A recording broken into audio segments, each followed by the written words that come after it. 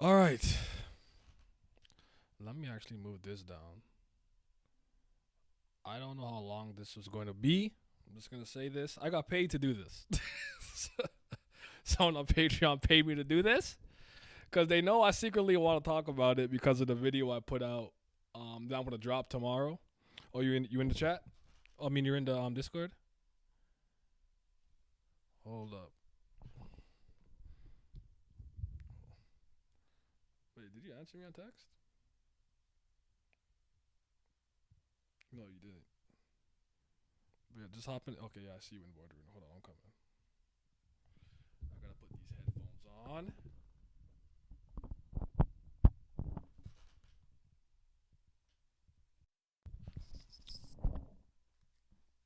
Yo, yo, yo. What's poppin'? Something done with the 90s, something. You know the crazy thing about that is that I saw it when it first happened. I was on TikTok and I didn't take no heed to it. I was just like, oh, just one dude cherry picking games. And then next thing you know, next time I get back on, it's blown up like wildfire. People taking it seriously. But now I realize I'll be nice and not like air out the person on stream. But remember when I was telling you like take him back? Now I realize why he was sending me that stupid shit in my DMs. And I was like, I don't care. Like, go away. Like, I don't have time to deal with your idiocy. But apparently what we're done with is logic, sense. It's just. Well, I'll wait till you get into it. But it's just like there's a really easy explanation, or at least to me, it is. It's a very easy explanation. I want to preface with a couple of things. No, I'm gonna do that. Yeah, so I'm gonna talk about like the we done with the '90s trend thing. Like I thought that was really stupid. Like I'm doing this because I got paid. I actually believe this is something that is so stupid. It doesn't need to be addressed. Like I just don't respect you if you had that like any of the opinion. I don't really care if you like don't like '90s basketball. That's not really the thing. It was the whole Jordan had no left hand thing where I was like, are people legitimately trying to run with this with lowlights? Because you can make lowlights for literally any single player, no matter how good they were. Like they've all done dumb shit, playoffs, regular seasons, or just messed up, smoked layups, bunnies, missed dunks, slipped and fell stupidly, played really bad defense, got back cut so badly. You're like, what the hell is he doing? Go ahead though. My thing is, even if that was true, by the end of his career, it wasn't true. Fair. So like, in his peak, it wasn't true. No. Or close to the end of his peak when he did the other 3 peaks. It wasn't true. Well, that's what I was going to start with because I want to preface with a couple of things just so people know where I'm coming from, right? Like, I don't care about the GOAT debate. It's not – because that's really what this is, all it really is underneath the surface if you're paying attention. You know how sometimes when I'm telling you when you watch some of those like those gender war, like whatever, and it's just all women are trying to really argue for secretly if you're looking on the underlying line is we want to do whatever the fuck we want and not be held accountable, and the men are just like, we want you to stop having sex with everybody and have sex with me. Like it's like you could just see where the real argument is, and this is just if we do this, that means LeBron's the best. It was very transparent to me. Like that's how like not intelligent a lot of these people are. But I want to preface with this: my favorite player is Kobe Bryant. My second favorite, he's not the GOAT. Second favorite player is Derrick Rose. He's not the GOAT.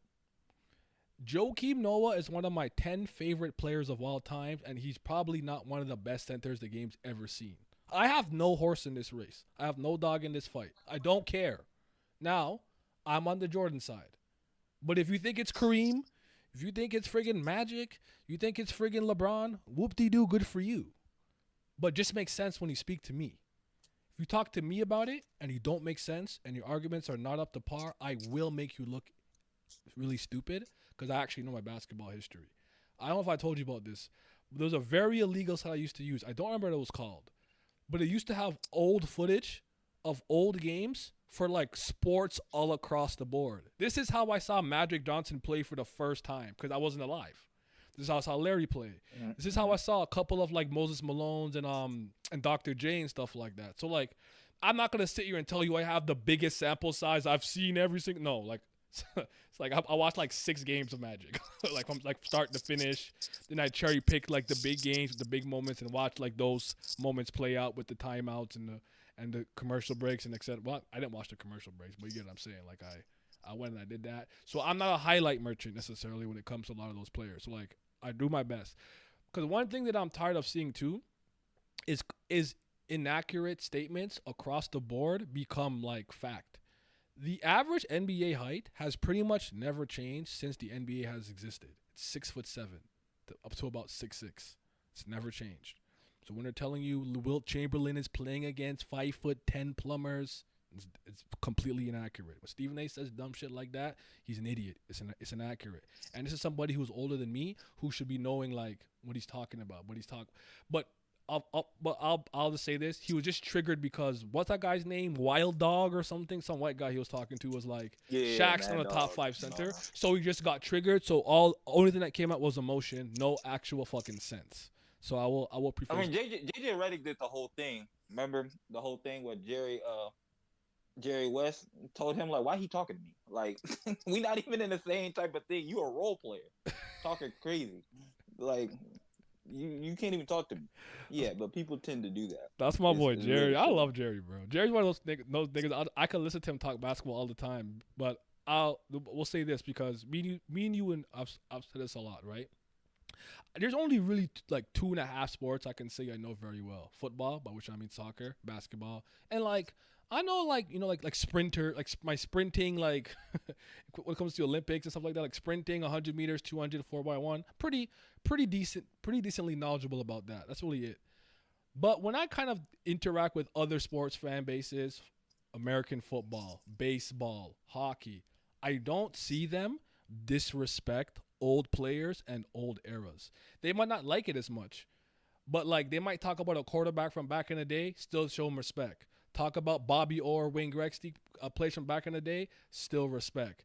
We talk about Alfred. At best, it's not or at best it's not to the level that basketball fans do. Yeah, not even close. Like they soccer, are, at least to me, they're the worst. Like you know how old Pele was, bro?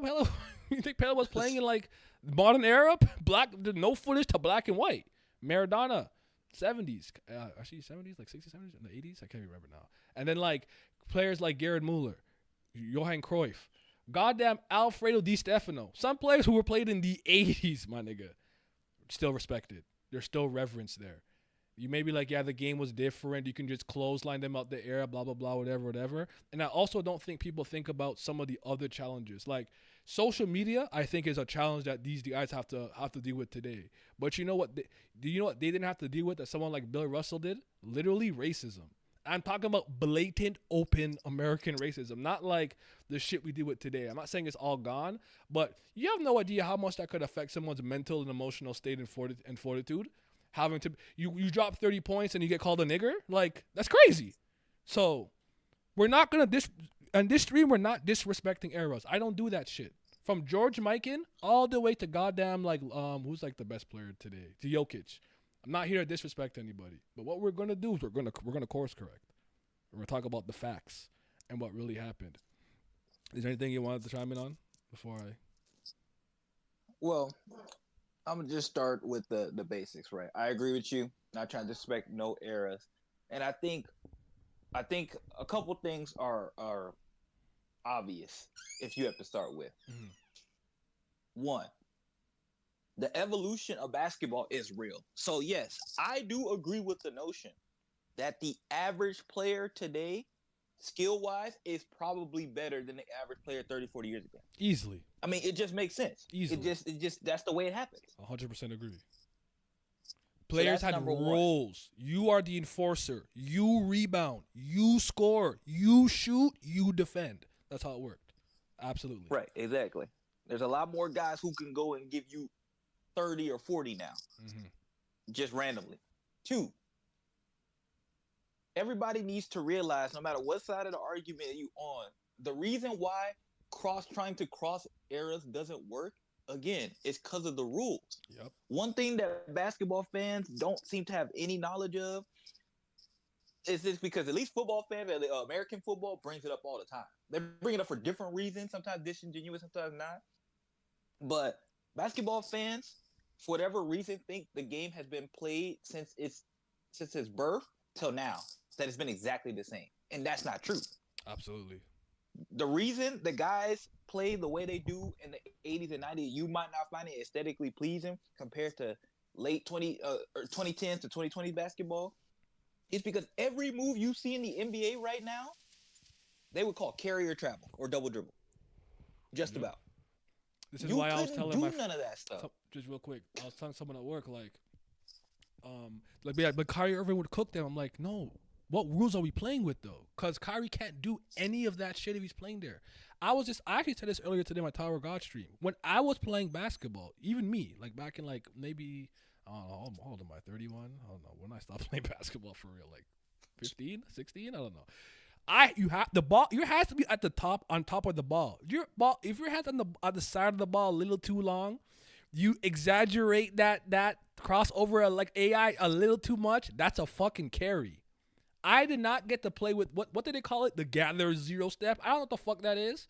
Yeah. It was See, two that's a steps. funny thing, One, though. two, That's the jump. funny thing, though. Everything people call and pick up basketball would actually get called in the NBA. That's why it's kind of funny. There's such a dissociation to me, because if you go pick up basketball right now, there's gonna be a bunch of guys calling carry, double dribble, all that other stuff. Yep. Now they doing it because sometimes they just got cooked, Or it's 1 point to win. As soon as someone's close to win, every call gets called. Yeah. So, but it's funny how they know all the rules then, but then we get to the NBA and all of a sudden they be like, oh well, that's just how it is. It's just like, no, y'all go outside and y'all literally call all that stuff. Those were the rules. That the NBA just realized that it wanted more scoring because it was more exciting. People wanted to see people put the ball in the bucket.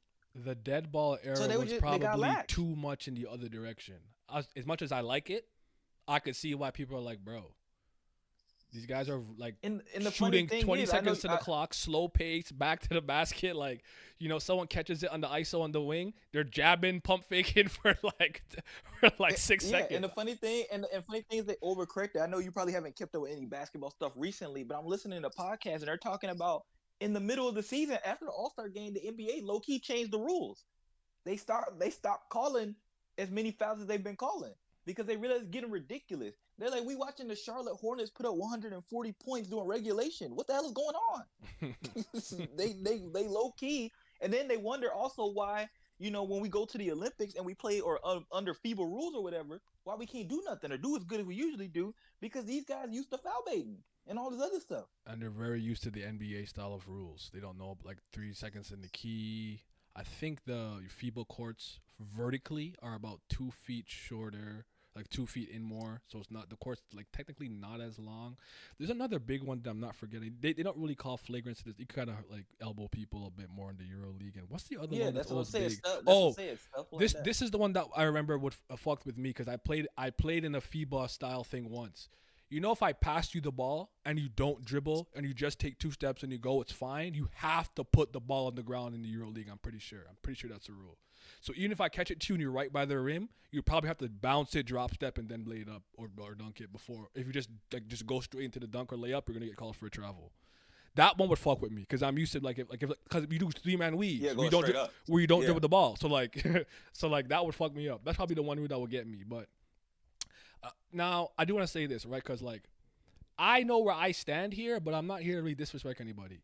Um, I do think this is a byproduct. I think to some degree, like quote unquote old heads. Now, mind you, I was born in the '90s, but I was born in '93. Like I was a baby, so '90s And I'm born in basketball. '97, so I I was was like yeah. towards the end. Like I remember Jordan mania and hysteria, but like I was still very young, and that was towards when he was like retiring for like the second time before he came back with the Wizards. I do think old heads somewhat may have brought this upon themselves solely due to the They did. fact that all they do is bash the game today, and I think a lot of young fans got upset with that, and this is why they clapped back the way that they did. I can admit that, and I'm probably complicit No, in they that to did. myself too, because I always cook the game like these niggas are just standing around the key, jacking threes, blah blah blah. What's up, Pat? You can hop in if you want, by the way. But yeah, we're not done with the '90s though. But apparently they're done with sense and logic. So I will say that, and like you said, yes, the average player today is absolutely better overall and more athletic too. But you have to also think about anything in any corporation, genre, whatever. As technology gets better, as we learn more, as things innovate, you have to kind of change things to fit contemporary times and everything. So think about video games. Think about even something as simple as a computer. They get better and better and better and more sophisticated, right? So the basketball game has done something very similar. So yeah, hold on. So this Right. is hella relevant today because Brown and JJ dropping a podcast where they're actually talking about the game in itself in terms of technical aspects. What's up, man? I was thinking Green and G, and I sometimes think it's just Lizard. I'm gonna hop in for a bit before my girl calls me. All right, that's what's up. So yeah, so there's Yeah, so. right. Basketball is a business. Mhm, Their main thing at the end of the day, even though it's to play basketball, is also to make money. They want to get as many viewers worldwide as possible. They're always thinking, how can I get the most amount of people to watch this league? mhm. That is what the goal is at the end of the day. And if that means people putting up 150 every night, that's what they were going to do. But then now they're starting to realize that people don't want to see that. And that's why it's overcorrected. Like it's cool to like see a lot more players be a lot more skilled in some aspects, but not at the cost of where the defense has become completely helpless. Mhm. Because that's what it is now. The defense is helpless.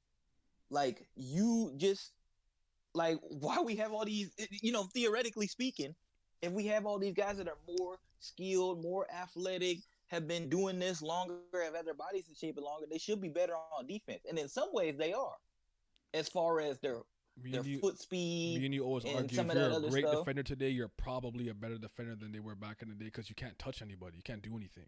All you can do is slide your feet and put your hands up. So if you're a great defender in this era, you're probably a really good defender in any era.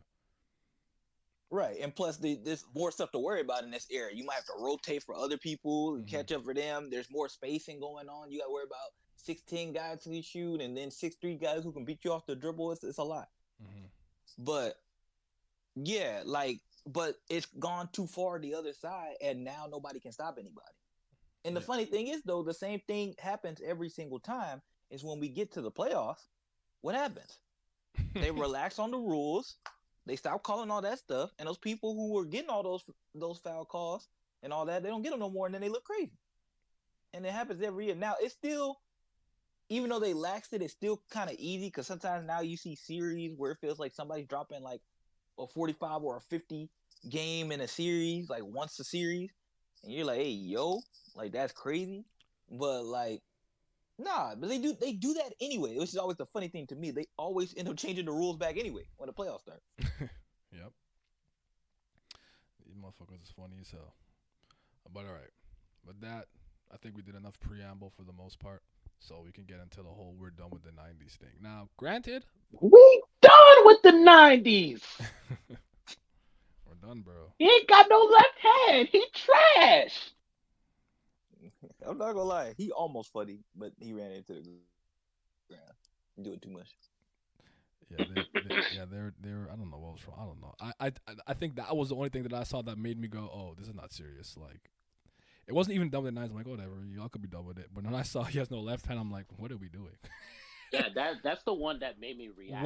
One of his most At iconic first, I was plays is a just left-handed ignoring layup against the Lakers in fucking game 2 of the finals. Like, what are we talking about?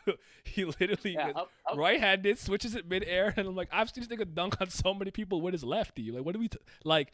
I was saying earlier, you can cherry pick any player's lowlights and make them look completely inept. It's not hard to do. And I always laugh because I'm saying, watch what's going to happen in 20, 30 years when they're doing 3-point dunks and fucking 3-point layups. They're going to be like, yo, this era with Jokic, they're trash. You niggas were TikTokers and podcasters. That's what's going to happen. Watch. And I'm just going to, I'm going to be in my rocking chair laughing, my fucking cane, being like, now you see what it is. But anyways, go ahead. Say what you got to say, brother. Just gonna say, like, at first I'd seen the trend like a month ago. I've seen the we done with the '90s shit, and I was like, oh, whatever. It's just LeBron fans doing what they do to prop up their king. I was like, fine, I'm gonna let them have it. I'm gonna ignore it. But then, like 2-3 weeks back, that's when he started having like more and more videos saying we done with the '90s. I was like, yo, this nigga getting traction. And then like when his shit blew up, like last week, I seen why Jordan don't go left. He don't got no left hand. That's when I stood up in my chair. I was like, now wait a goddamn fucking second. Like, you don't score 30,000 points in a game of basketball with no left hand. What is this nigga talking about? And if he did, that would almost make it more impressive. That's what How the hell he I was go left? I was gonna say that. Like, he was so good, you couldn't exploit the fact that he couldn't go left. That's kind of raw. Like, if you think about it, this is why I always say that whole bag argument with all these young kids talk about is so fucking stupid. Because ultimately, if you have something that can't be stopped, I always forget the quote. What does Bruce Lee always say? Like, I fear the person who practiced like the move 1,000 times over the person who practiced blah blah blah 100 times. Like, think of like thunderclap and Flash. He can't do other things, but he's honed that fucking EI technique so well that you can't fuck with him. He's nice with it. Giannis, Giannis has no bag. What does he do? Euro and dunk, and he scored 50 points in a closeout game in the finals and won a ring. Stop it. Why do I care if you can't stop it? I don't need you to tween, in and out, step back. I don't need that. That's completely unnecessary. If I jab and you bite, I'm shooting it. Sometimes the crazy thing is too, the people who do all that, they don't even go nowhere. That's what I'm saying. Because do all that. Because these guys do moves to do moves. I've spoken. Yeah. I can go back to my football, like soccer days, and talk about this. Where I had a guy on my team, and this nigga was a Ronaldo fan. I was too. And all he used to do was just do step overs, just because. Now you should just literally just poke my foot forward and tap the ball away because he's not protecting the ball.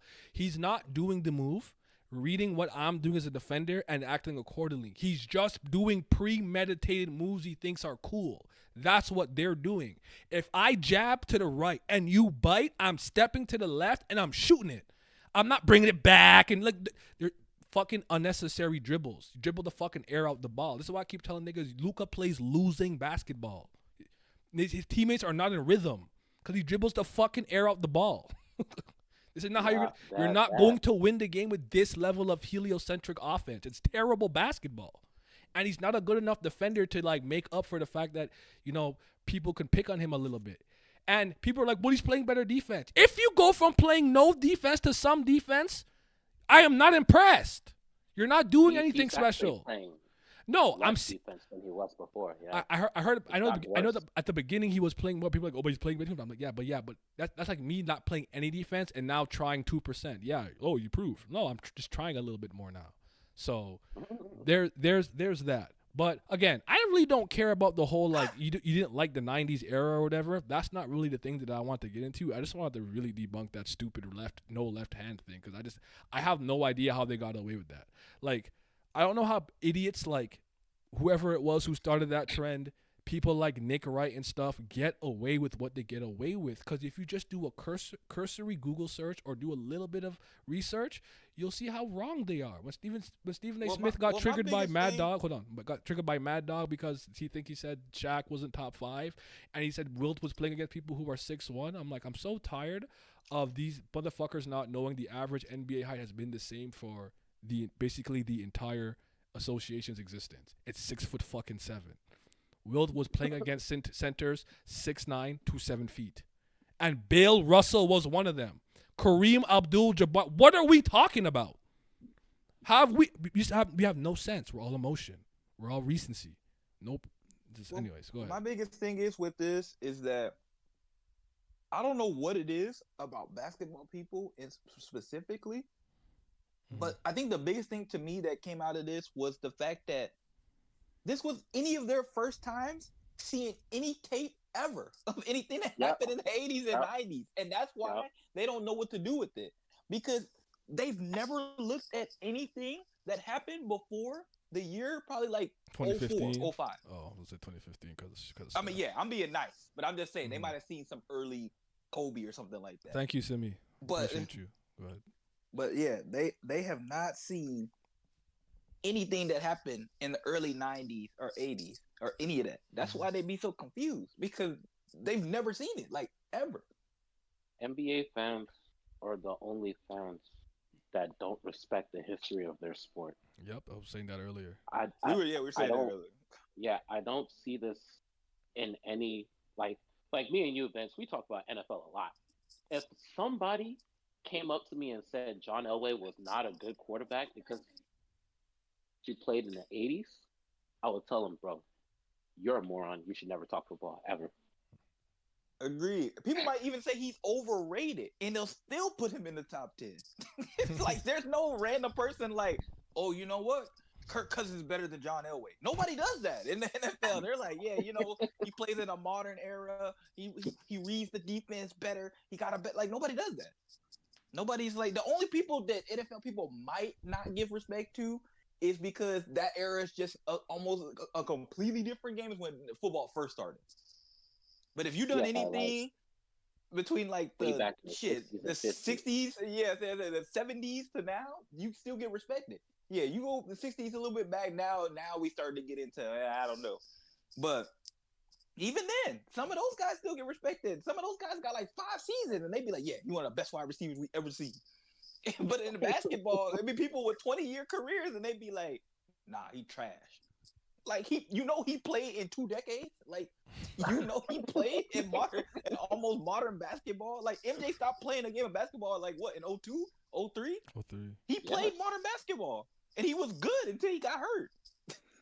Yep. Because I was And that's saying, coming I off was So the saying, now bench. because I with was That also 20 was saying, years Pat, old, like you're we still have reverence for footballers like Alfredo Di Stefano. Like that guy didn't play in the earliest 90s fucking 30s. Like we still Mhm. respect him. We don't disrespect the history because it's unnecessary. I'm not here to disrespect any era. You know. So, anyways, I do have a few videos to put up in a sec, but game fucking sucks. Niggas who want me to play the game not watching. He in here talking nigga ball, brain defeated, trying again on Thursday. What game sucks? okay. He talking about fucking DBZ. Oh, I had a stream open. I didn't close it. My other laptop was right there. The stream was open. I was there. I was watching basketball from the '90s, and by that I mean the 1890s. I don't think basketball existed back then. Did it? When did the league No, start? it 70. didn't. It's like 77, 78 years old. I can't do math, but yeah, I don't think it's that old, brother. No, that's all you need to. that That's all you need to know. Vince, that video that you shared put a lot of things into perspective for me because he was like I'm gonna watch it. from I'm gonna watch it. Jordan's. I'm gonna watch it. But I'm gonna watch another one first. That's a little shorter by Johnny Arnett because he's like the only. There's only two channels I watch. Johnny Arnett. I'm thinking basketball. I don't really watch anything else. I hate everyone else because Okay. all they do is how bad is Okay. Jordan Poole? All right, thank you. Like yeah, such an insightful video, bro. Like I can't fucking see that shit for myself. Like also I mean, we always knew he was trash. no, it's just like the shit that gets popular is just like the dumb shit. Like I'm not here to watch that. I want to watch like some real analysis and someone talking about shit they actually understand, not just Jordan Poole, he fucking trash on the Wizards. All right, thank you. I had a But I video. mean, I had a I video will say in my that box talking about what the fuck popped in my box the other day like how John Morant's two girlfriend. I'm like, bro, I don't care about this shit. But go ahead. Sorry, what? I don't know. I don't fucking know. I don't fucking know. I was just gonna say, I do agree with the fact that the old heads started this debate with disrespecting the current game, and Mhm. like I understand the old heads' opinions. Like the game is definitely a lot softer now than it was before. Mhm. I still appreciate like the way the skill evolves with each passing year. Like I see it in real time. Like back when I was watching basketball, it was one superstar to a team. That one nigga did everything on offense. When they double team him, a random nigga will probably hit a shot or drive. Now you got like 3, 4 niggas on the court that can drive to the lane at any time. It's kind of wild. It's just unfortunate that they all want to shoot threes now, but that's the game, I guess. Mm-hmm. I think what some people tend to miss too, because with me, yeah, like I don't really like the product like that, right? It is what it is, and I just moved on, just don't watch like that. Playoffs, I'll here or there, I'll check some shit. Like I wanted to watch the Grizzlies when Ja came back, but he got hurt. But I think people like they don't think about. I don't think they're saying the game within the game makes sense, but it's just like the people and the calibers of player in terms of their mentality, how they carried themselves and what they did. Like I said this earlier, different eras deal with different things. Like I do think having to deal with social media and like, maybe you do one bad pass and everyone's on Instagram clowning you because you threw the fucking ball into the rafters. Like I think there's that, but also you got to think about players who are black with to deal with the racism, like Bill Russell. Like I don't think that was easy. Yeah, every era has their right. But their gripes, growing pains, all that stuff. And like people understand, like the reason that Kobe's my favorite a lot of the time isn't just because like it was my favorite to watch play basketball. It was just how he carried himself, how he did things, his dedication to greatness and trying to be the best, his literal maniacal drive to absolutely be the hardest working person at all times, and let you know whether it's on offense or defense, I can beat you. These guys don't take no defensive pride like that, where it's like. Nope. Your average is 30. You're putting up 30 shots today. You're not hitting your average. I'm gonna make you look so stupid and inefficient. Like it's those small little intangibles that like add up and like pile up that the game has lost. You have Ant talking about it's the All-Star break. It's a vacation. Like that's the type of shit that I'm talking about when I'm like, this is the thing that I can't deal with. That's not serious to me. Like you don't love the game then. You're in a game where you're supposed to be playing against all the best players of the year. You don't want to test your mettle. You want to see how you like the game that you play with your team will be different with how to do with all-stars. Like where is that? Don't see it. It's disgusting to me. James Harden fucking bitching and whining, eating his way out of every team. That's the shit that I'm talking about. The flopping, as much as I don't like it, it's just a competitive advantage thing. I get it. I have enough pride to not fucking like do that shit, but ultimately you're gonna do what you want to do to win. And if they're gonna call that shit, you're gonna do the rip throughs, you're gonna do all that dumb shit. Like I don't love it, but I understand it, if that makes sense. I don't even rip on that. It's just sometimes I watch them. Like, you play bad basketball, and now when you play against other people in the world, across the world, you're losing because you're playing bad basketball all the time. So yeah, I also think there's a cultural shift that's been going on in the NBA for like younger and younger, no years. Veterans. Well, yeah, that too, but like I just meant like in terms of the American-born talent, the way that they're playing the game versus the way European players are playing the game. Like, of course, like we've spoken at length about like how AAU is like hurting the development of young players, and then like not getting them into the mindset of like team sports, and it's all about me, do what you can do. And they're pampered their entire like, yeah. Oh, you're a wonder kid, you're a genius player, and they're just pampered until they, until the shit's the fan. But like, look at the top players in the NBA today. Most people would say the top 3 players are Jokic, Giannis, Luka, because they all have aspects of their game that's like team centric. Like Giannis, anytime he goes to the podium, they talk to him about like what he did during the game. First thing he's gonna say, oh, well, coach asked me to do this, so I did that. Coach asked me to do that, so I do this. Whatever the coach asked me to do, I'm going to do it.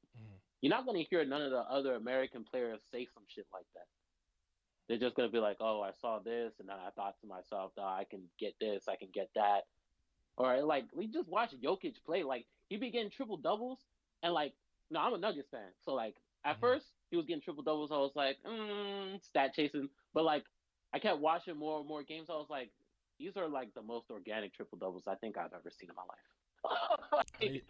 He's not compromising the offense. And he doesn't care. It's not like, oh, this is your 36 triple double. Yes, but we win game. He's good. Like that's all he cares about. Like we win. But yeah, we win game. Like this nigga's not worried about that shit. I saw Luka trying to jack up fucking threes to get his like next 30-point triple double. That shit makes me fucking sick. Because not even Kobe would do that. What did Kobe do when he had 60-something in the quarter when he outscored Dallas? I'll get it next time. And what did he do later? Score 81 later in that season. That's the shit I respect. We won the game. It's better to rest me because obviously I'm the best player. There's no need for me to be going out there jacking up shots when the game is won. Let the other players get playing time. I'll go on the bench. These are the things that I don't think the average fan are seeing that we respect. I'm not saying you have to respect that. Like I'll say there's one thing about LeBron, and it's not a knock. I just think it's different. It's different. I think you can like make it a knock, but I don't knock him for this always. Tennis players sometimes, right? If it's like break point or game point or whatever, and they're like, it's like, like 40 love, like they haven't scored a single point in that little, back and forth. They might just be like, I'm gonna conserve my energy. I'm not gonna fight to get back here and just come back in the next set or whatever and do what I gotta do. But they've downloaded the player, like, you forearm this, top spin here. All right, I see what you're doing, and then they win. I've seen LeBron mail it in, but I know that he's downloaded the team. And then he wins the next 4 games. You get what I'm saying? But there's certain players, they do not care. They will fight for every living point until that last whistle is blown. They don't give a damn. That was Kobe. I respect that more. I like that more. You fight till the end. You don't mail it in. You don't give up. You don't throw your hands in the air and go like, whatever. Right? So that's kind of how I see it. So I think when we were talking about like a cultural shift and stuff, I do think a lot of the new players look at the game a lot differently, and obviously through the social media lens, IG, highlights, whatever little clips here and there, instead of just watching the game. Not just them, podcast. But it's the fans too. It's the fans too, and that's part of the reason why they keep wanting to put up all these points and play a certain style of game. Yeah, that's why when Pat made the point. Yeah. Mm-hmm. Right. Well, that's when Pat made the point about cultural shift. It's not just the players. Mm-hmm. It's the way that people watch basketball. People don't watch entire basketball games anymore. They go to podcasts and shit. I know. Not unless because it just, well, for me, it's for different reasons. Or for certain fan bases, like older fan bases, like you, me, Pat, certain other guy, we might not watch full game because we might just be like, well, the product's not that good. But younger generation don't watch full game because they're just like, yeah, I don't want to. Like, I could just get everything I need off of TikTok or YouTube or whatever. Like, YouTube literally has the game chopped up into 20 minutes. Yeah, I remember when highlights used to be like 1 minute. Now they're like 10 minutes plus. Like, they're showing a lot of shots, so that's fair. Yeah, but it's like watching that is cool. Watching that is cool from a certain standpoint, but that still don't give you the full thing of watching an entire game. You still don't know what you're looking at. Because you can't look at that and be like, okay, how was they up 63-44 at halftime and then they lost by 10? That don't tell you that the coach didn't call a timeout, that they were just, they kept shooting a whole bunch of threes. It don't tell you any of that. Because then you just go look at the box score and be like, oh, well, they just went on a run. They lost. But it don't tell you how you got there. So that's why a lot of people don't know what they're looking at with stuff like that. They just go look at the box score and be like, blah, blah, blah. But it's like, what was the reason those things happen? It's like when I say sometimes it's very easy to tell when someone didn't watch a game because they'll say stupid like, well, I think that Paul Gasol or Metta World Peace should have won the MVP, the Finals MVP, when the league, and it's like, okay, then I'll just look at you and be like, I'm sorry, Kobe shot, I think it was 6 for 24 or something like that. Was bad, but I'm like, all right, who shot well though? Huh? Who shot well? Name a player who shot well that game. Go ahead, I'll wait.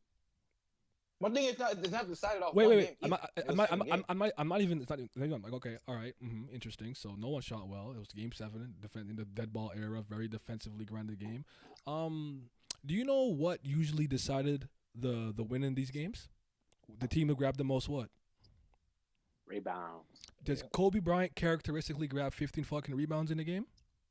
Averages 6 for his career. And I rest my case. You didn't watch the game. You're an idiot. Shut the fuck up. Don't ever talk basketball to me. I know what I watched. You were not there. Like, I can do that. And you understand. I be clowning people at work and around the people in places. Like, I make them look so stupid because this is how I do it. Like, I'll just look at you like, okay, who shot well? Paul Pierce? Was it reality? Like, I literally, like, because to me at this point, I have to embarrass you so you stop being a fucking dickhead and idiot. It's the only way. I have to make you look as stupid as possible. It's not enough for me to just debunk your argument with facts or whatever. I'm going to make it an entire show and charade. Do not play with me, because I do this with football too. When you don't watch nothing. All right. You want to play this game with me? Like I wasn't there?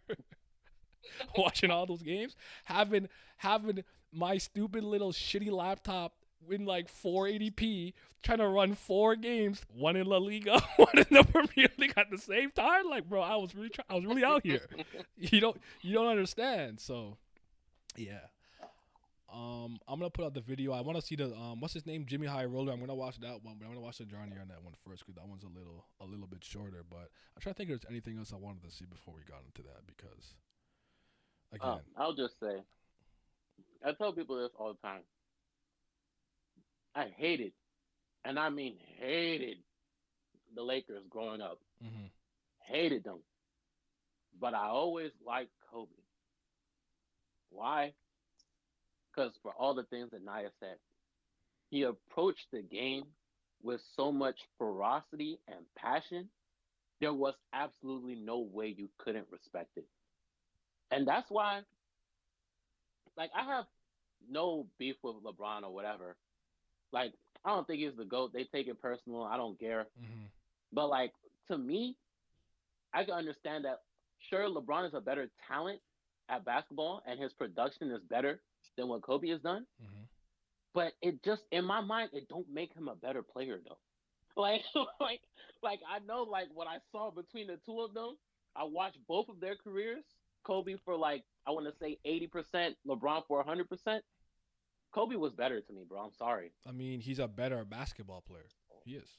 Like LeBron it's just, is bigger, more physical. He's a better passer, blah blah blah. Like things he does better. But like, I mean, I've always said if they play 1-on-1, I don't think LeBron beats him for one. oh, Kobe doesn't lose 1-on-1, so Yeah. he's gonna beat him easily. But Yeah. the thing is, like, what LeBron fans are not understanding, because I don't think a lot of them watched like 2000s Kobe. They watched 2010s Kobe, and that was it.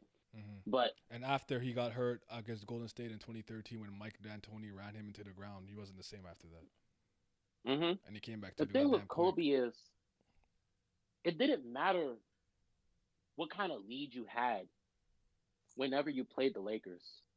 You're always scared. Because there was moments where Kobe would just like hit a 3-pointer, and then you kind of like squirm in your seat a little bit uncomfortably. Mm-hmm. Then he comes down, he does it again, and you're just like, all right, bro. And then the coach, like, even NBA coaches, like, none of them were fucking around with that shit. They called timeout immediately. It didn't matter. He come out timeout, he's hitting the same shit. I've seen this so many times, and I'm just like, bro. Not only is he doing this on offense, you get the ball, you bring it up on defense. This guy is such a maniac. The ball handler, he's guarding him. He's guarding the ball handler. Mm-hmm. He's putting pressure on the other team. He's forcing you to make a mistake because he knows he can shift the balance of the game. Yep. LeBron does not do stuff like that. Sorry, the comment here. I watched LeBron ruin Wade getting a second Finals MVP, so modern NBA fans say Harden is better. Fuck him forever in that department, especially when I rewatched the 2011 Finals more carefully. All those games were close despite LeBron playing so dookie. That's LeBron. That's not LeBron's best moment. Definitely, that Dallas collapse was bad, but Kobe did have the Detroit series that wasn't good either, because he was trying to get Finals MVP. He was tired of Shaq. He was so fucking tired. That was hard to watch because I did not like the Pistons. I only liked Rip Hamilton. I only liked Rip Hamilton at the time. I ended up liking Chauncey over time, but Rip was the only one that I liked. So I'm trying to think. Yeah, again, I'm with you. Like, I really hate Bron sexuals. I really don't have any heat. I'm so indifferent on LeBron, which is probably worse than me hating him. Like, I just don't care about him. Like, just retire. Like, go away. Like, I really am tired of seeing him do all this shit, fucking running around with goats and putting fake crowns on his head. Like, this shit is so corny. Just fucking retire, bro. Like, you're not playing with your son. Bronny's not like that. Like, I'm just, anyways. Did Shaq have his usual 20 and 10 in that series, or did he stink it up too? No, I think Shaq played well. I'm pretty sure Shaq played well. Against the Pistons? Yeah.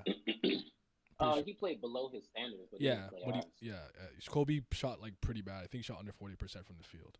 And he was pretty. Kobe shot like shit. Yeah, it was bad. He the was trying to Pistons baited him into that. Yeah, even Boston, the first time when he went back to the finals, they were able to make him slowly stop trusting his teammates and go into bad shots. I noticed that.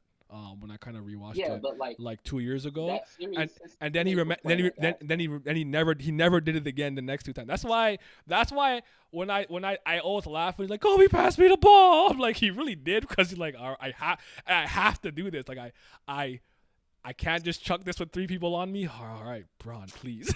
like I know this time, like, please hit this shit, because I know those ones, bro. Where it's like, I've given you 4 open shots and you clank them. Like, I'm not passing it to you again if you fucking miss the next shot, bro. So yeah. Yeah, that 08 Boston D was tough. It was, but I fucking hate that team. I still hate them. They're so fucking annoying. They act like they're a dynasty. You guys underachieved. It's one fucking ring. I cannot stand Perkins. Cannot stand KG. KG was like the only one I didn't mind. Can't stand KG. Ray Allen's whatever, because I guess went to Miami. Rondo. I mean, honestly, KG chill again after he retired. No, he's not. All he does is say good. I mean, he mostly just says good things about all the young players. If you see his stuff now. He doesn't just put young players, but I've seen him after retired be like, we broke LeBron, we broke him mentally. Oh well, that's just them, because they're never gonna admit that this stuff that happened. What else did he? So. What did he said something? What did Well, Paul Pierce is just insane. I just can't. I'm a better shooter. I had a better career than Wade. I'm a better shooter than Klay Thompson. Okay, yeah, man. All right, shut up. Fucking cannot stand that nigga. I hate him the most. I said, well, is there a basketball player I hate the most? Is Paul Pierce. You guys learned that today. More than Steve Nash. I hate Paul Pierce so goddamn much. I'm crying. The Steve Nash hate is always there. Y'all gotta leave Steve Nash alone, man. No, he don't do nothing to deserve it. I would have forgave him if he was a good coach. He didn't do enough in Brooklyn. I'm joking. I'm talking shit. I'm just but yeah. All right. What's up? I'm good. Can't complain. All right, let's watch this Johnny Arnett one. Oh, this Jimmy High Roller one's actually a little bit longer, like 25 minutes. All right, that's fine though. Let me put it in the Discord so you guys can see it. Yeah, you got the share, buddy. I can't see Diggity's foot. Can you see now, man? Oh. Yeah. All right. Oh, you know what would be smart if I actually put it on the OBS so they can see on stream. They don't need to see. Just share a comment. Just listen to the words. This is before you start it though. Oh, go ahead. No, go ahead. No, I was gonna say. I will say though that as I've gotten I'm hearing myself. Jesus Christ, that's terrible. Anyway, but as I've gotten older and I listen to more podcasts, at least for basketball, it feels like I've shied away from the how do I say this? The TV, like regular TV experience, because like I said, I don't watch the regular season much anymore. Mm-hmm. And I, because I'll be watching Think of Basketball with you. I really be trying to look at it from a more historical standpoint and more just kind of like systems based and stuff like that. So it's like actually it's kind of helped improve some of my opinions of modern players, because I'm not really like stuck on the 90s or even early 2000s. I'd probably say my favorite era is probably somewhere in the middle of that, probably like for me, it's like early 2000s to about 2013, 14. Yeah, like that's the stretch that I like the most. Absolutely. I like from like 2005 to like let's say 2013, 2005, 2013. That was good. Okay, so we ought to say, but it's like but it's just my thing with the archetype of player I like too and stuff like that. That's like the kind of middle ground for me. Mm-hmm.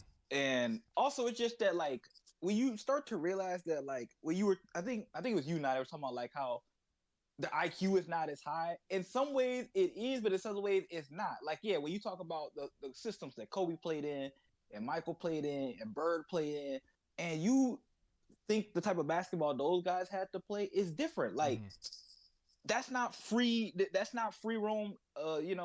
Michael kind of played some version of the heliocentric offense, and that's why he didn't win nothing. But like, those guys played in systems. Mm-hmm. Yeah, they played in complete different systems, doing complete different things.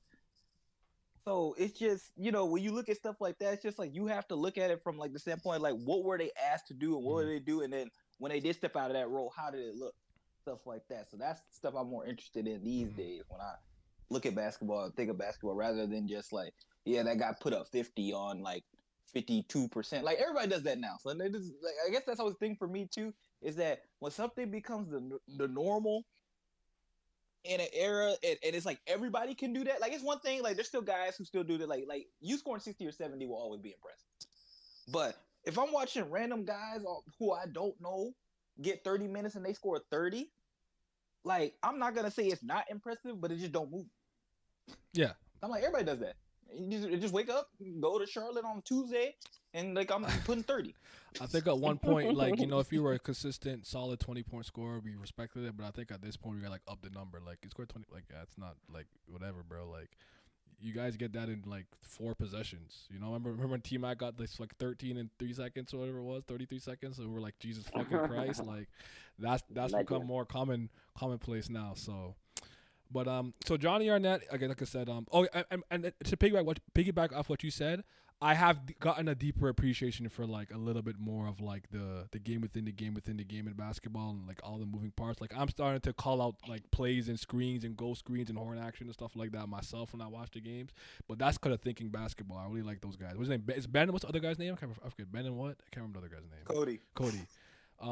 Arnett is kind of like the basketball historian channel. Like I said, like he's kind of like me, where he doesn't really like to disrespect any eras like that. So let's just watch this and then see what he has to say. Cause, yeah. Let me know how the volume is in the chat, and you guys are good over there. Yep. Too loud, too low. If you want me to pause at any point, just say pause, or say something, whatever. So I'm not gonna lie, I didn't want to make a video about this topic, but then a ton of viewers asked me to respond, and my editor said he wanted to see the response as well. I personally felt that it was so dumb that it wasn't worth my time. But alas, I'm a man of the people, and you guys have spoken. This new trend of hating on the 90s is really just them masking their bias for their favorite players. Speaking of masks, that's why today's video is brought to you by Manta Sleep. Manta Sleep crafts the world's finest sleep mask. Don't care. Evenly distributed cooling, providing relief to don't care. Personalized comfort for optimal sleep. And here's the cherry on top. Order now and use code Johnny Arnett for an exclusive 10% off your order. Many of you probably aren't aware of this massive trend that started recently on TikTok. I personally don't use TikTok because I value the few brain cells that I already have. But this trend caught on so much that it's now showing up on social media and here on YouTube. Young fans are saying 2 things. One, quote, "We're done with the 90s," implying that the product was so bad that they're not even acknowledging it anymore. And 2, Michael Jordan didn't have a left hand. Yeah, you heard me correctly on that one. Usually, this "we're done with the 90s" trend involves posting some lowlights of that era. This includes bad passes, sloppy handles, poor shot selection, and so on. Most of what I've seen is just plain and simple bad defense. Where's the One Piece in the fucking hashtag? Okay, so what? No. Basketball is an imperfect sport. I don't care who your favorite player is. I promise you that they've had moments where they looked like an amateur. Everyone has highlights and lowlights. There will always be great defense and terrible defense within the league. How it's presented can influence people. But ultimately, a simple highlight or lowlight reel doesn't tell you the whole story.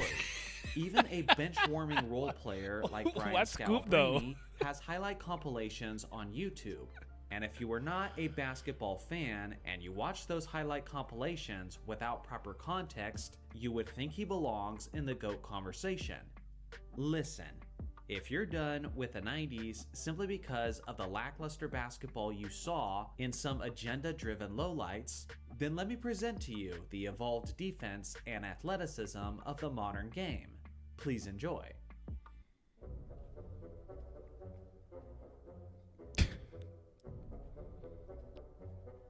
Airball, is that right? Yeah, I remember this one. Smokes this layup. I know this one. I use this one a lot too.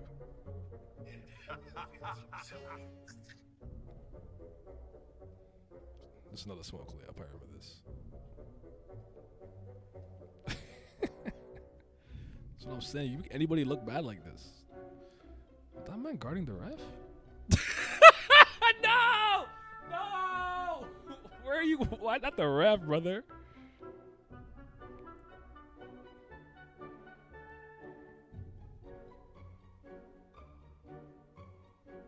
I'm gonna yell at them. Yeah, I remember this.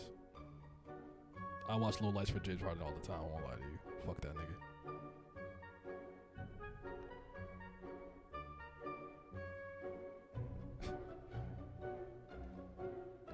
No Aura Tatum. Let's go. Yikes. Yikes. Hayward, please. Oh my god.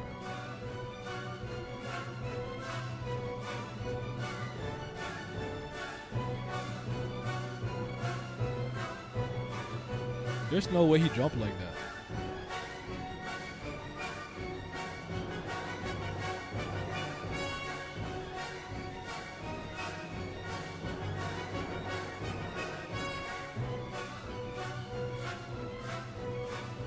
That Whiteside?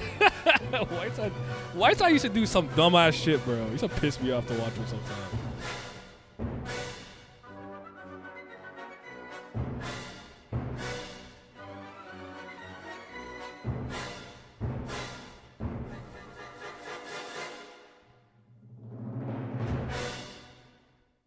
So, I guess we're done with the modern game too. A lot of people are, and they tell me all the time in the comments. Listen, the point of this video isn't to slander the modern league out of revenge, but rather it's to make the point that every era has its highs and lows. Although I fully Is Ben still on Brooklyn?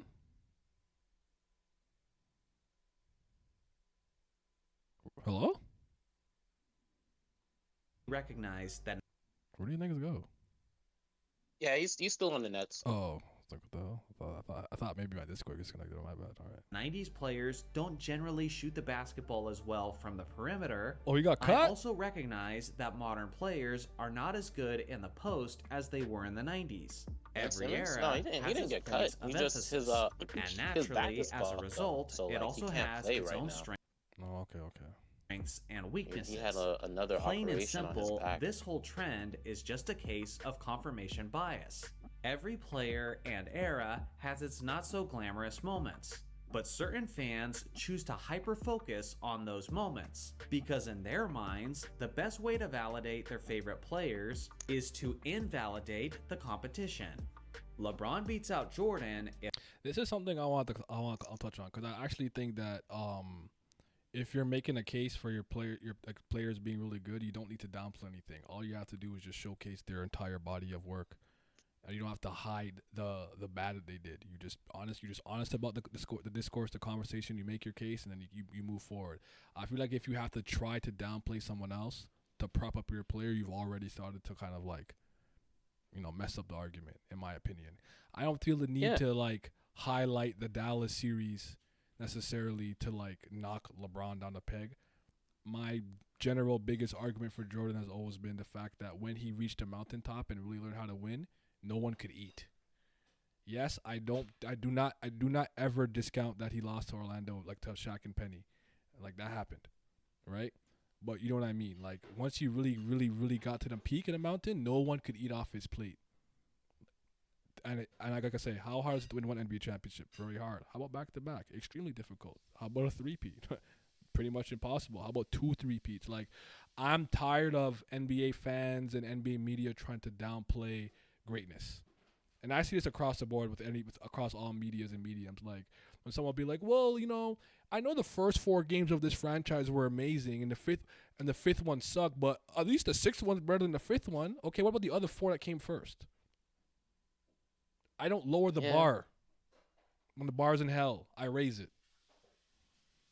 That's just me. Like, that's what I was talking to Vince about that the other day, because I was like, that's the thing, like the difference between LeBron fans and Kobe fans, because back in the day, like Kobe fans used to be annoying as fuck, but like I could tolerate them, and they never like drew my ire to the point where I didn't even want to talk to them anymore because 1, they watched all the games.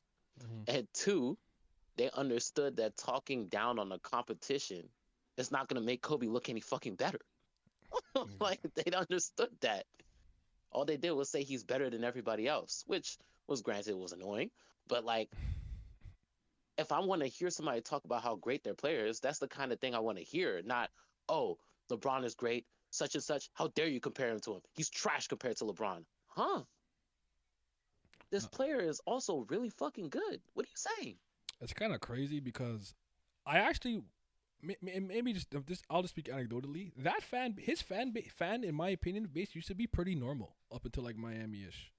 I think it's really after 2016 when he where started winning championships, and then when he beat the Warriors. Yeah, that's when I feel like Bron Sexual just it got crazy. Like just rod riding always. You know, you got Nick Wright, LeBron's rod just lodged in his throat. Shannon Sharp just jock sniffing all the time. Like it's nasty business. But I'm actually gonna speed this up because I want to get to the Jimmy High Roller one. I like Jimmy High Roller's videos.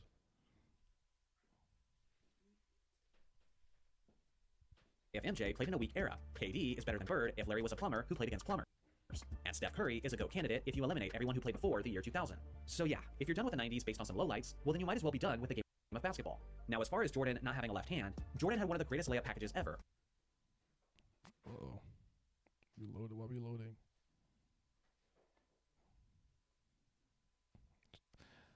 You know what? I need to start using the other computer for this because this does the slow down thing on right-handed YouTube. or left-handed. For me, he's right there with Kyrie Irving for the best layup package of all time.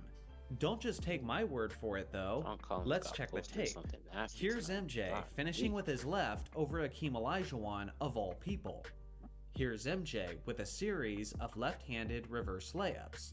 Here's Jordan driving left, dribbling left, finishing left. More driving left, dribbling left, finishing left. And again, and again, and again, and again, and again. And about 1,000 more times after that. Hell, one of Michael Jordan's most iconic plays was him finishing with his left hand. What a spectacular By the way, move. this was Game 2 of the 1991 NBA Finals. Threw down and on this nigga. was his God 13th damn. straight field goal without a miss. And 3 of those 13 shots were with his left. There's literally entire compilation videos online of MJ going to work with his left. So what's the next stupid thing TikTok is going to say? That MJ couldn't jump? Y'all have a nice day.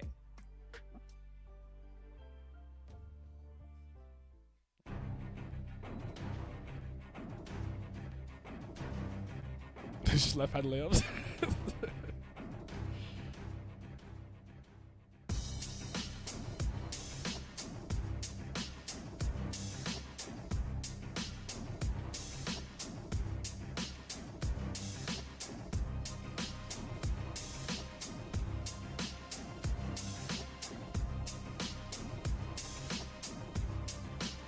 I agree with what King T is saying in the chat.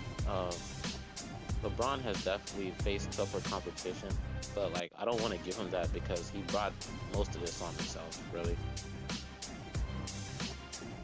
I don't know that I agree with that. By joining Wait.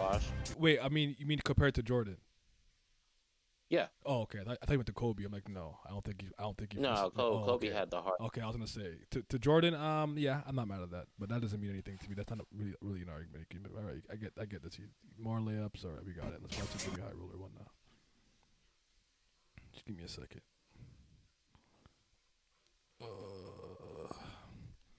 What y'all saying in the chatter? Bron sexuals don't have brain cells. That's a fact. All the old media like Skip and former NBA players, Stephen A. Smith, etc., everyone talking the current NBA down the undertrend has access to watch the 90s and they see what it is. You guys weren't here at the beginning when I was talking. I prefaced the video where I said I actually think old heads brought this upon themselves by being so, by talking down the game so much. And honestly, I don't mind you guys kind of taking them down a peg, and I don't really care if you like 90s basketball or whatever. My whole thing was what made me go, what are we doing? Is when y'all said he had no left, and I'm like, wow, you don't know basketball, and you probably shouldn't be able to talk about it ever again. If that's what you're like you should be disqualified. Like, I think someone just said in the chat that the guy who like started the whole trend or whatever, he kind of got exposed on stream because he didn't know anything. It's like you didn't know that based on the argument he was trying to make. Oh man, The quality comp, I think Braun has faces tougher, but Jordan has the greatest peak of basketball based on accolades. Yep. But what Pat said is true. Him moving to Miami is what started the player movement, and this is how some of the teams that ended up beating him, like he brought that upon himself, which is why I don't feel bad for him. Kobe fans can range from stupid to some of the smartest basketball fans, while Braun fans are just anti-skip. Kobe Bryant has some ignorant fans, that's for sure. That's for damn sure. Because with Braun fans, it's more about the haters than Braun himself. He sounded like any dumb old head just yapping against the 90s.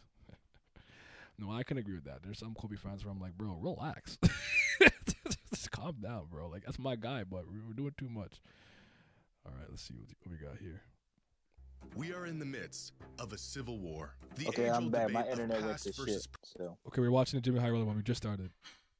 Fantastic. Essentially, Johnny Arnett finished the video with like a 3-minute compilation of Jordan just hitting left-handed dribbles, layups, and shots and shit. So, all right. Present has reached but not, critical like, that was the thing. Like, the whole we done with the 90s shit, I was like, bro, we have Shaq in the Fool today. So, like, how y'all niggas getting moved by this? And like I said, I can't wait till I'm in my rocking chair and I'm an old man. And like I said, they're doing 3-point dunks and 3-point layups and whatever the hell they're doing. They're shooting Meterima type full court 4-pointers. And they look at this era, man. These niggas were just podcasters and TikTokers. They trash. Like, I can't wait. Y'all, they gonna understand when their time comes. I can't wait to see it. It's gonna be so funny because I'm gonna be like, I was there. All they did was TikTok. I'm gonna play it up. I'm gonna be that guy. I already told Vince. I said, LeBron fans, I will die on the cross for your king. I will be the one saying, no, LeBron was one of the best players I ever saw.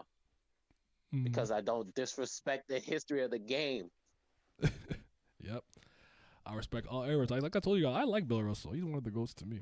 I'll never forget when I read that book when I was younger. Okay. So funny, man. Yeah. So funny. All right, let's watch. Sides have been taken. A revolution is taking place, and we're losing good men. Old school versus new school. Back in the day versus modern day.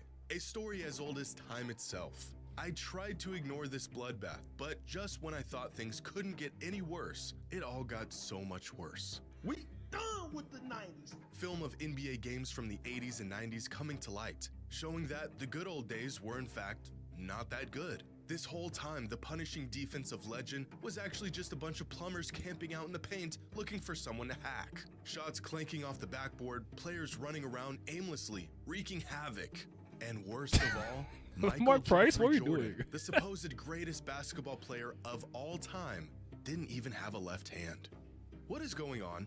Have we been lied to about basketball in the 80s and 90s? Are we really done with that era of hoops? Or are we being deceived by lowlights, misinformation, and cherry-picked clips? Well, I think I've got an answer, and some of y'all ain't gonna like it.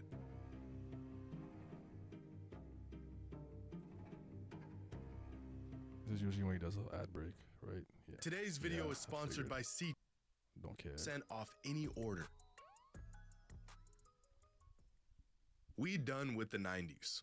5 simple words that have completely divided fans of the NBA. I've seen well thought out video essays, hard-hitting analysis, testimonies from past and present players talking about their experience in the league and how it's changed over the years. And none of those things managed to do what these 5 simple words have done in just a week. Soon enough, the clips came rolling in of players from that era dribbling off their feet, throwing up air balls, and putting together moves that you might see at your local high school's JV game. So, for whatever it's worth, here is my long-winded take on this whole discussion.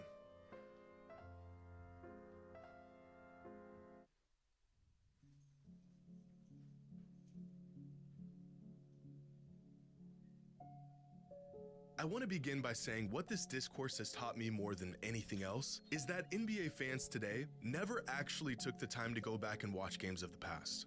Brothers, I have been harping on this for years, begging for fans of the game, whether you are new or have been watching for years, to just go back and watch full games. Not highlights, not clips, full-length games of eras from the past. And after seeing this discussion devolve into where it is today, it is clear to me that most people never take the time. I'm seeing countless fans have this sort of awakening as they're watching films of these old games as if the footage was buried or lost and it's finally being unearthed for the world to see. It's been right here on YouTube for the past 15 years. You mean to tell me the same fans who chime in with a full-blown thesis on the GOAT debate never spared the time to even watch the games they were referring to? I guess that does explain a lot. Now, I'd like to think I'm somewhere in the middle on this whole discussion. I have said on multiple occasions that players in today's NBA are simply more skilled than players of the past, which has resulted Hamilton's in bigger stat lines finest. and higher point totals than ever SGA, before. baby. It's not the defense that has gotten worse, Shout it's Canada, the we out offense that here. has gotten better. America trash. You know, that whole spiel. But I also have an appreciation for the greats that came before and how incredible some players of past eras were. In fact, Hakeem. I almost feel like I'm hallucinating seeing this 90s basketball slander campaign unfold in front of my eyes. It feels like everyone's perception on the age-old debate changed literally overnight. I know that's not the case, but after seeing all of this play out, it sure feels that way.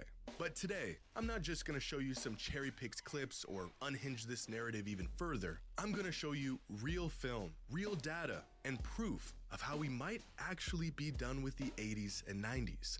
And of course, if Michael Jordan really had no left hand. Spoiler, he did. He didn't even wait. He's like, what is the right? What a stupid. This is a stupid argument. I can't believe they got away with this even at all. Now, I have been an That nigga advocate for Addy the sending me modern dumbass players shit are in my better DS. than I players of the forgot. past movement for Where was quite that? some time now. In fact, as crazy as it is for younger fans to say Michael Jordan was trash, it's just as absurd for older fans to say the game hasn't evolved and gotten better over the last 30 years. Because that's all this debate really is. Young fans versus old fans, or fans that watched this versus fans that are watching this. But objectively, players today are much better than they were in the 80s and even the 90s. Specifically, the lower end of the talent pool in the NBA today is vastly better than it was in the past. I think great players would be great in any era, but with the spacing, the shot making, the emphasis on offense as opposed to defense has made the depth across the NBA today just way ahead of where it was in the 80s and the 90s. There was, without exaggeration, guys in the NBA throughout the 80s and 90s that were on NBA rosters just to accumulate fouls and sit in the paint and be big. Some of these players were offensively inept, and that was okay because their role was not to create offense. But in today's NBA, where offense reigns supreme, there is no room for these players. Now, you could and should go back and watch film of games, not highlights, from this era and see just how limited the skill sets of some of these players were. The shot making, for the most part, was limited to... Like when I seen that one dude say that, oh, you see, Jordan was playing against unathletic plumbers, and it was a fucking picture of Brent Berry, and I said, you guys know who that is. You know who Rick Barry is? You know who his son is? You know who one of the only white people to win a fucking dunk contest were? And you don't know their fucking histories, but I can't talk to y'all. I can't do it. Because when I don't know something, I just keep my mouth shut. But yeah, watch some real games, man. Set jumpers, slashers coming downhill for layups, and big men trying to muscle their way to a bucket down low in the midst of what appears to be a wrestling match. Catch a player off guard with a double team, and they immediately pick up their dribble. Simple things like guards turning their back to the basket 20 feet out instead of creating space off the dribble. Even players looking down at the ball while trying to get out on a fast break was very common in this era. And these aren't lowlights or cherry-picked incidences. This is just what the game looked like 35 years ago. But even without film, nearly every metric suggests modern players are more capable of players in the past. Free throw percentage was worse, three-point percentage was worse, turnover percentage was higher. They used to shoot more free throws, but still ended up with far less. I have to check this, but I heard that the NBA isn't actually shooting overall better from three, like as a collective, necessarily. Like it's like 0.5, like 1% more. But I didn't check that myself. I don't know if that's true. But they did shoot more. But obviously, the more you shoot, the more you could miss. Points. Yeah, now, I mean the game has turned into a law of averages. Yeah, exactly. Teams take and make more threes by virtue of a tripping. Yeah, I literally just seen Jalen Brunson throw a air ball right now from three. So to say that this era of hoops was trash. That's just disingenuous and flat out wrong. These were the best players in the world at the time. It was just simply not as good as what it is today. But maybe there's another layer to this that needs to be factored in to really understand why these players were not as skilled as the players of today. Rules.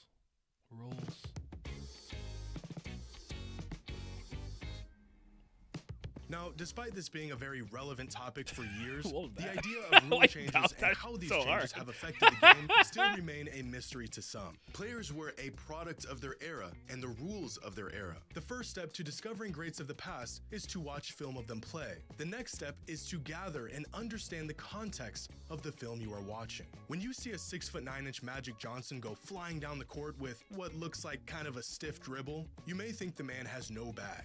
But my friends, Magic Johnson did have a bag, but the rules in place at the time only allowed him to reach so far into it before he got called for every violation in the rulebook. Consider the fact that any move where your hand wasn't completely on top of the basketball was considered a carry. That's what I'm saying. No Even when I played. gather steps, you get 2 steps, and anything more was called a travel. No backward shuffles to create separation. No lunging into players to draw easy fouls. Here's a clip of Danny Ainge hitting Kevin McHale with a hezzy in the mid-80s. And the man thinks he just witnessed witchcraft.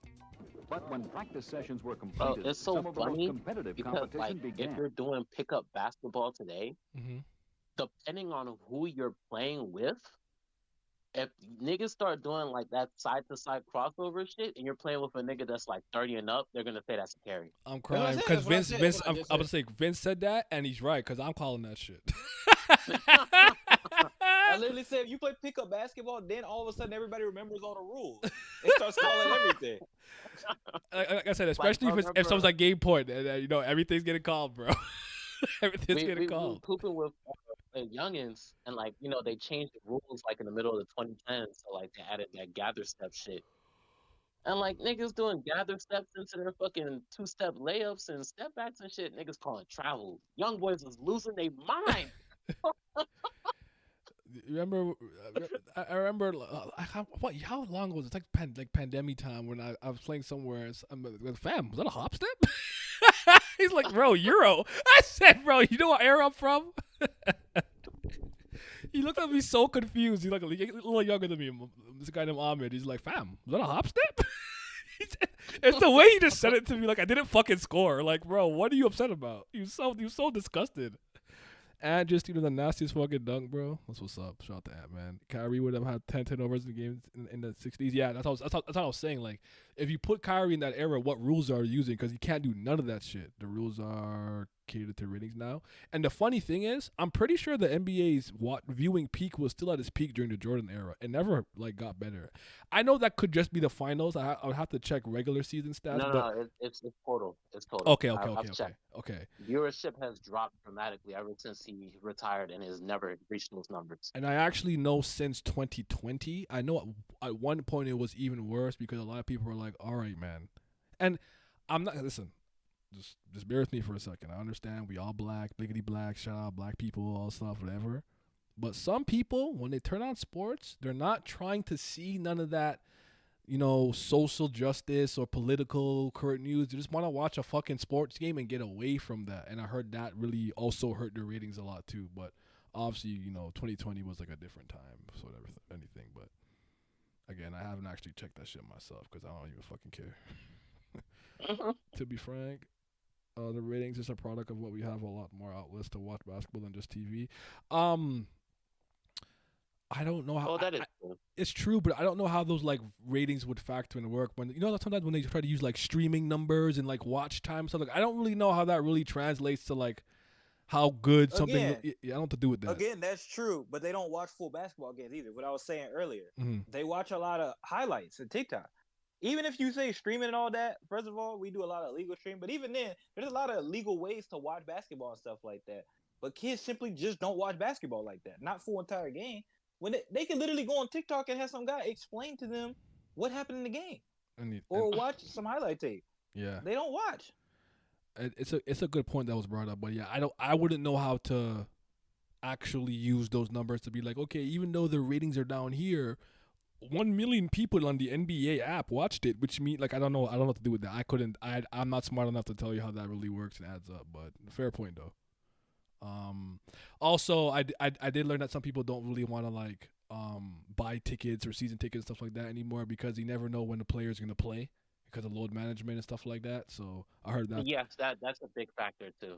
I think I'm glad you brought that up because in the era that we grew up in, players didn't miss games very often. Mm-hmm. These niggas nowadays missing games because their fucking shoulder is stiff. Like I don't know, man. I was just gonna say like I actually haven't been to a basketball game live. Not literally a basketball game, but NBA game live since Derrick Rose got hurt. That's been that long. It's been over a decade. But any single time I've went to watch the Chicago Bulls play, Derrick Rose played. He played every time. I think I've seen Derrick Rose play 9 times live. He never wasn't like, I know he got hurt and stuff and he gets hurt. Like I'm not saying he was like the ultimate Iron Man 82 games a year, but like when he came to Toronto, I got to see him play. So and I watched one in Chicago actually. So all right, let's keep going though.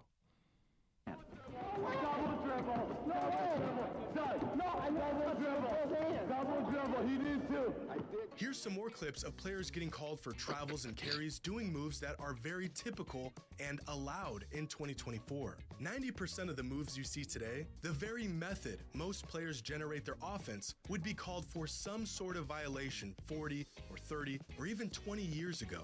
And this isn't just some cop-out or excuse as to why these players of the past weren't doing this stuff. The rule changes are real, documented pieces of NBA history. You can literally look them up. The game got looser, players grew up and shaped their game around these I like Paolo, rules, by the way. and now I like they that have nigga. free reign to let their basketball bag run Banchero, wild. the Italian, But I like him. that's kind of the point. Players of the past didn't grow up practicing 25-footers. They didn't work on a dozen moves to create separation. They played in offensive systems that focused on the team, the collective, schemes and sets that resembled something closer to college basketball, where ISO possessions were few and far in between, so they never developed an arsenal to counter these situations. The rules of the time limited their game, which resulted in them having a more limited skill set than players today. If Larry Bird grew up with a three-point line, he might have been the greatest long-range shooter ever, but he didn't. And as a result, he didn't shoot a lot of threes and he wasn't as efficient as the best shooters today. We can sit here and assume these players of the past might be as capable as players today if they were playing under the same rules and conditions, but they didn't. And I don't think we should assume that. The fact is they played in a different time and they became a product of that time. But that's not to say the game was trash back then, or that the superstars of these eras couldn't compete in today's league.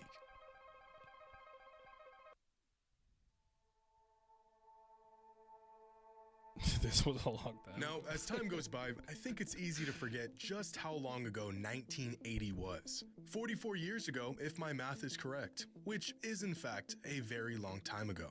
In 1985, Magic Johnson won an NBA title, Larry Bird won the league MVP, and Michael Jordan won Rookie of the Year. That was 39 years ago from today, which is the same exact amount of time that has passed from that 1985 season to the year the NBA was founded in 1946. Look at these clips. Do you think these players could compete with the likes of Bird, Magic, and Jordan? Let me answer that for you. No. But take the best players of the 80s and 90s, and could they compete in today's league? Put that into context. That just blew Give my these whole guys some fucking credit. mind. Watching this today is the equivalent of watching this in the 80s. And yet this product is vastly closer to the basketball we see today than this product was to what fans were witnessing in the 80s. In fact, we can use different superstars as sort of a cross-generational measuring stick to see just how stiff the competition has been over the years. Larry and Magic played Michael, who played Kobe, who played LeBron, who has played the players of today. And nowhere down this timeline was there any real jump or fall off in production or level of competition from one era to the next. Each era had their stars. Those stars crossed paths with stars of other eras, and no one era was clear-cut ahead of the other. If the 80s were so bad, then why did players of the 90s have to wait for those guys to get old and retire to have a shot at winning? And if the 90s were so bad, then why did players of the 2000s not win until those guys retired? We don't need to assume that adjacent eras could compete with one another because we actually saw it. MJ struggled with some of the guys that came before him. Shaq struggled against Hakeem and Kobe struggled against MJ. LeBron struggled against guys like Duncan and Dirk. And players of today have struggled to get past some of the older players in the league who are a product of the previous. You know, all things considered, Kobe has actually has a good like matchup against Jordan in terms of all the games they played against one another from All-Star to when he was a rookie. It's actually not that lopsided. Previous era.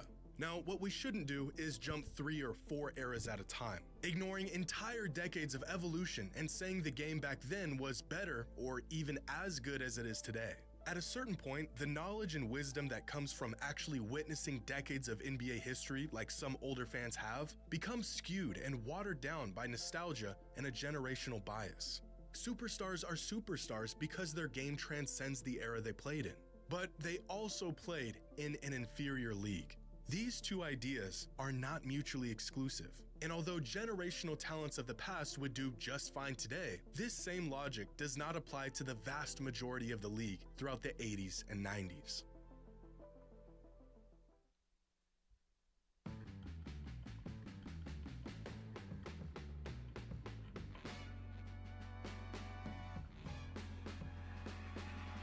So if the 80s were inferior to today's league and the 90s were inferior as well, when did the NBA become not trash?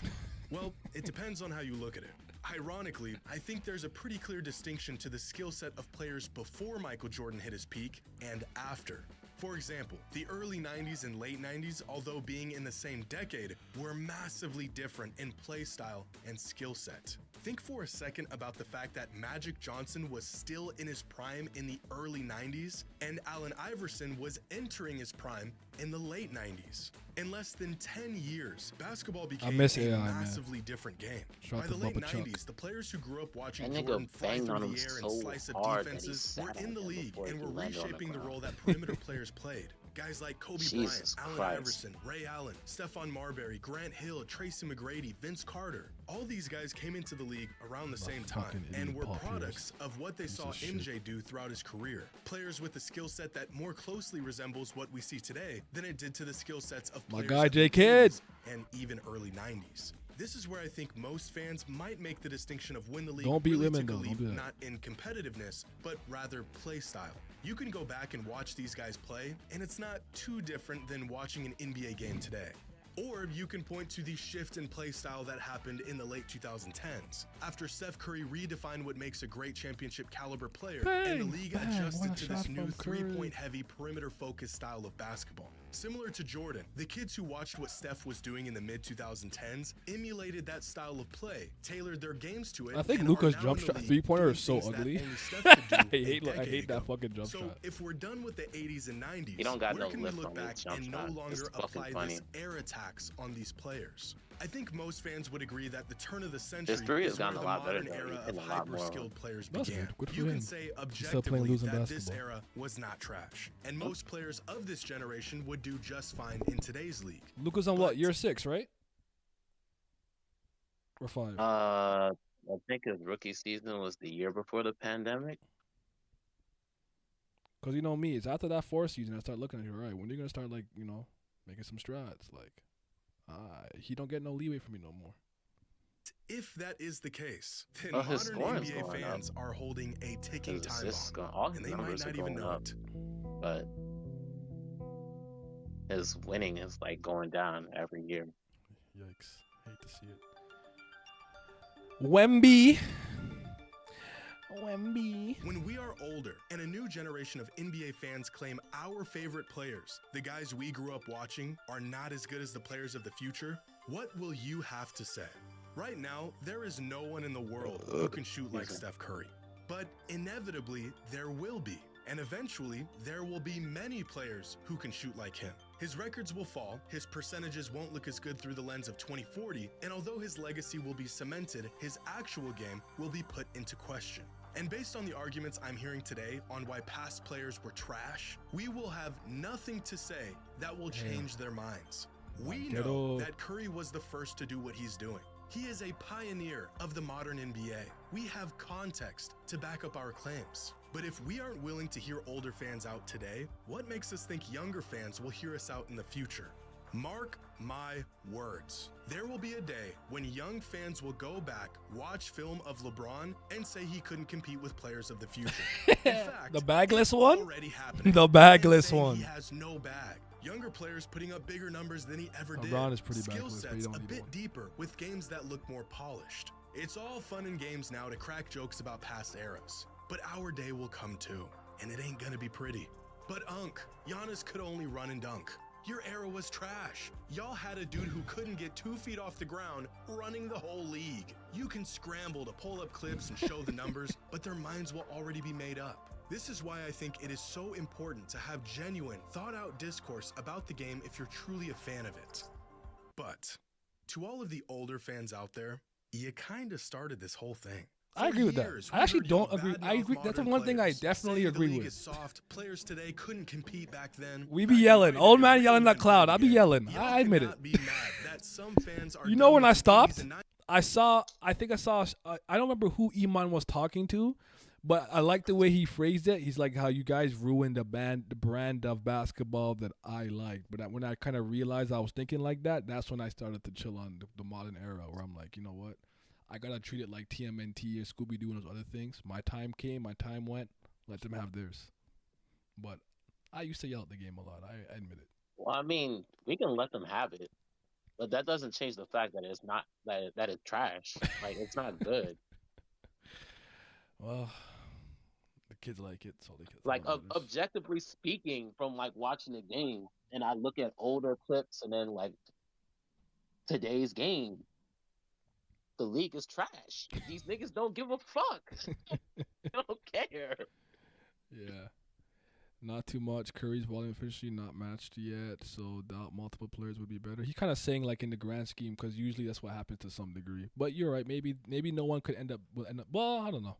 I think with the way that people are shooting a lot better now, you'll never forget who pioneered the era, who changed the game. So you'll always have his respect. But you might it wouldn't shock me in like 30 years there's some shooter with like a little bit more efficient or something like that. That wouldn't shock me. It depends on how much Steph shoots before his career. Yeah. Hopefully he if he finished I didn't know Dame's shit was that low. I thought he was shooting way better for his career. So yeah, if Steph finishes with like I want to say 5,000 threes, I don't think anybody's breaking that. I also think he needs to make sure this percentage is 40 and above for his career. That's going to be important.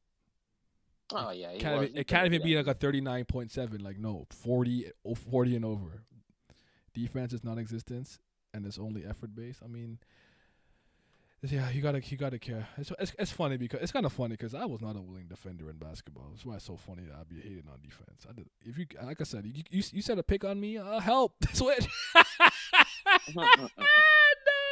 What on the pitch? You not getting past me, bro. That's why I was laughing. Like I wasn't even I'm not even a bad defender. I'm just unwilling. Again, they play defense, but again, you can only do so much when the rule is totally against you. Yeah. You can't do anything where it's just like if I breathe on this guy, he jump back into me, even though he's the one that initiate all the contact. He getting a foul. He get 2 points. You can only do so much. You already have to move from side to side, guard a guy who's 6'10" one play, a guy who's 6'2" the next play, a guy who's 6'8" and shooting from fucking 50 feet away. Like, they play defense, but the rules have gotten too much in the offensive favor. Now, there's some teams that don't play defense. But overall, I think people do play defense, but that's why you don't see, quote-unquote, anybody get locked up or anything like that. All good defenders get cooked. More now than ever. You and I have always said that at this point, it's better that you have to have a good defensive scheme and multiple good defenders, because I'm starting to realize, and I know some people are not going to like this take, Rudy was never a bad defender, but he had to make up on the Utah Jazz for the fact that no one else was really defending. Now that he has other people willing to actually play defense, he's not getting exposed in the same way.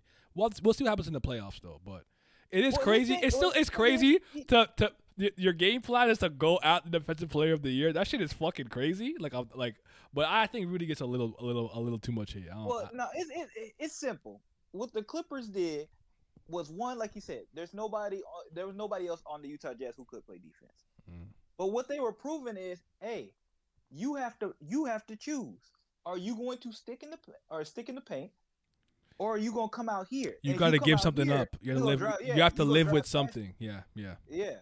That's unfortunately what he had to pick against, and that was his issue. Mm-hmm. The other thing is that he's a good defender, but he's also kind of, because of the era he's in and because of the lack of actual true post. Because you see him go against any true post center, he gets cooked. There's nothing he can do.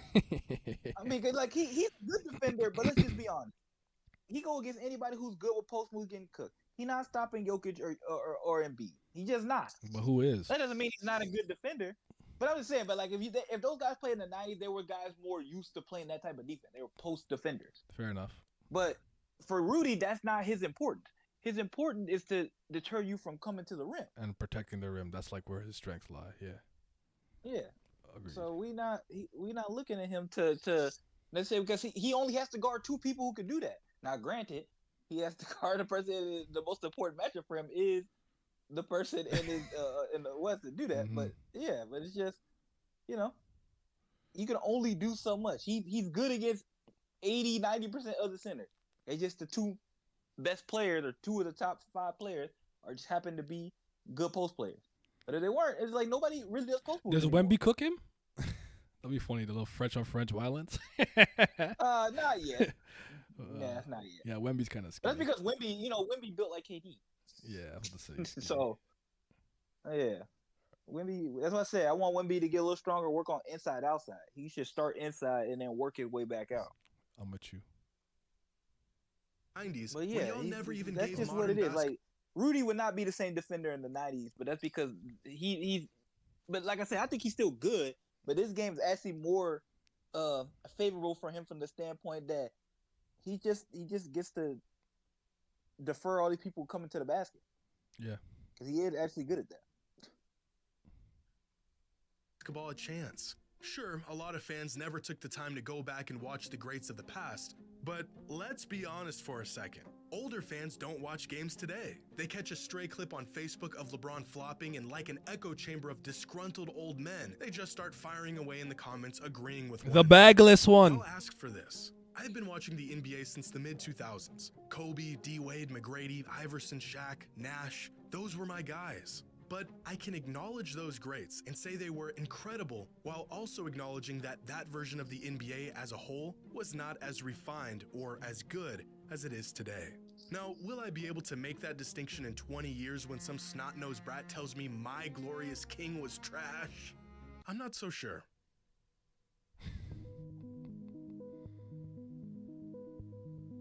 Here we go. This is what I was waiting for.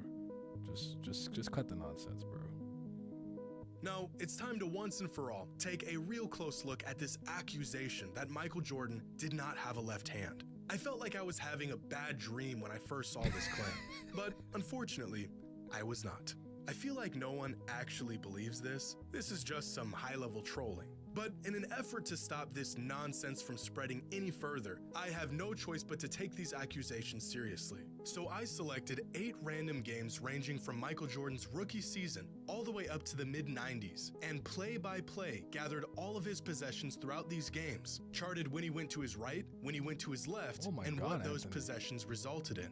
And here is what I found. Jordan made a move with his left hand or his right hand 227 times. Of those 227 moves, 121 of them were with his right hand and 106 of them were with his left hand. Of the 121 right-handed moves, he passed up or got fouled on 54 of them, so I didn't bother charting those. 65 of these moves resulted in a shot, in which he made 63% of them and only turned the ball over 2 times. Now, moves that he made with his left hand resulted in a pass or him getting fouled 45 times, while 55 of these left-handed moves ended up in a shot, in which he made 51% and 6 moves resulted in a turnover. So based on this data, Jordan was definitely more comfortable going right, especially near the rim and even on mid-range jumpers. He struggled a bit in comparison to his right whenever he pulled up off of a left. The 90s shit.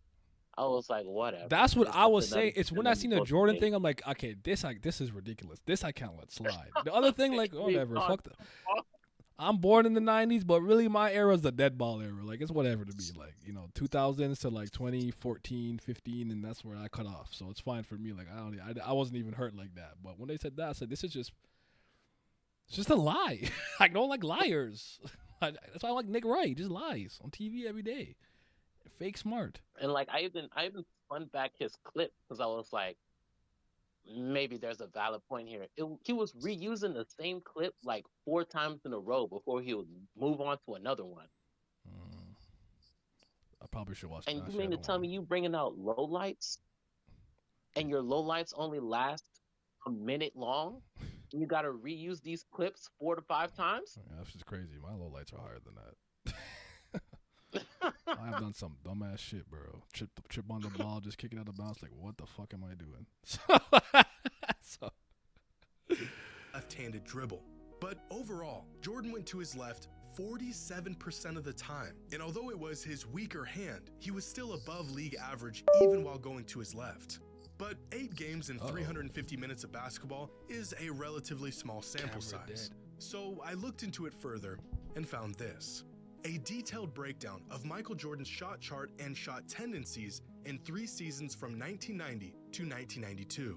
126 games and over 4,800 in in total, tracking exactly what Michael did on the court for 3 seasons.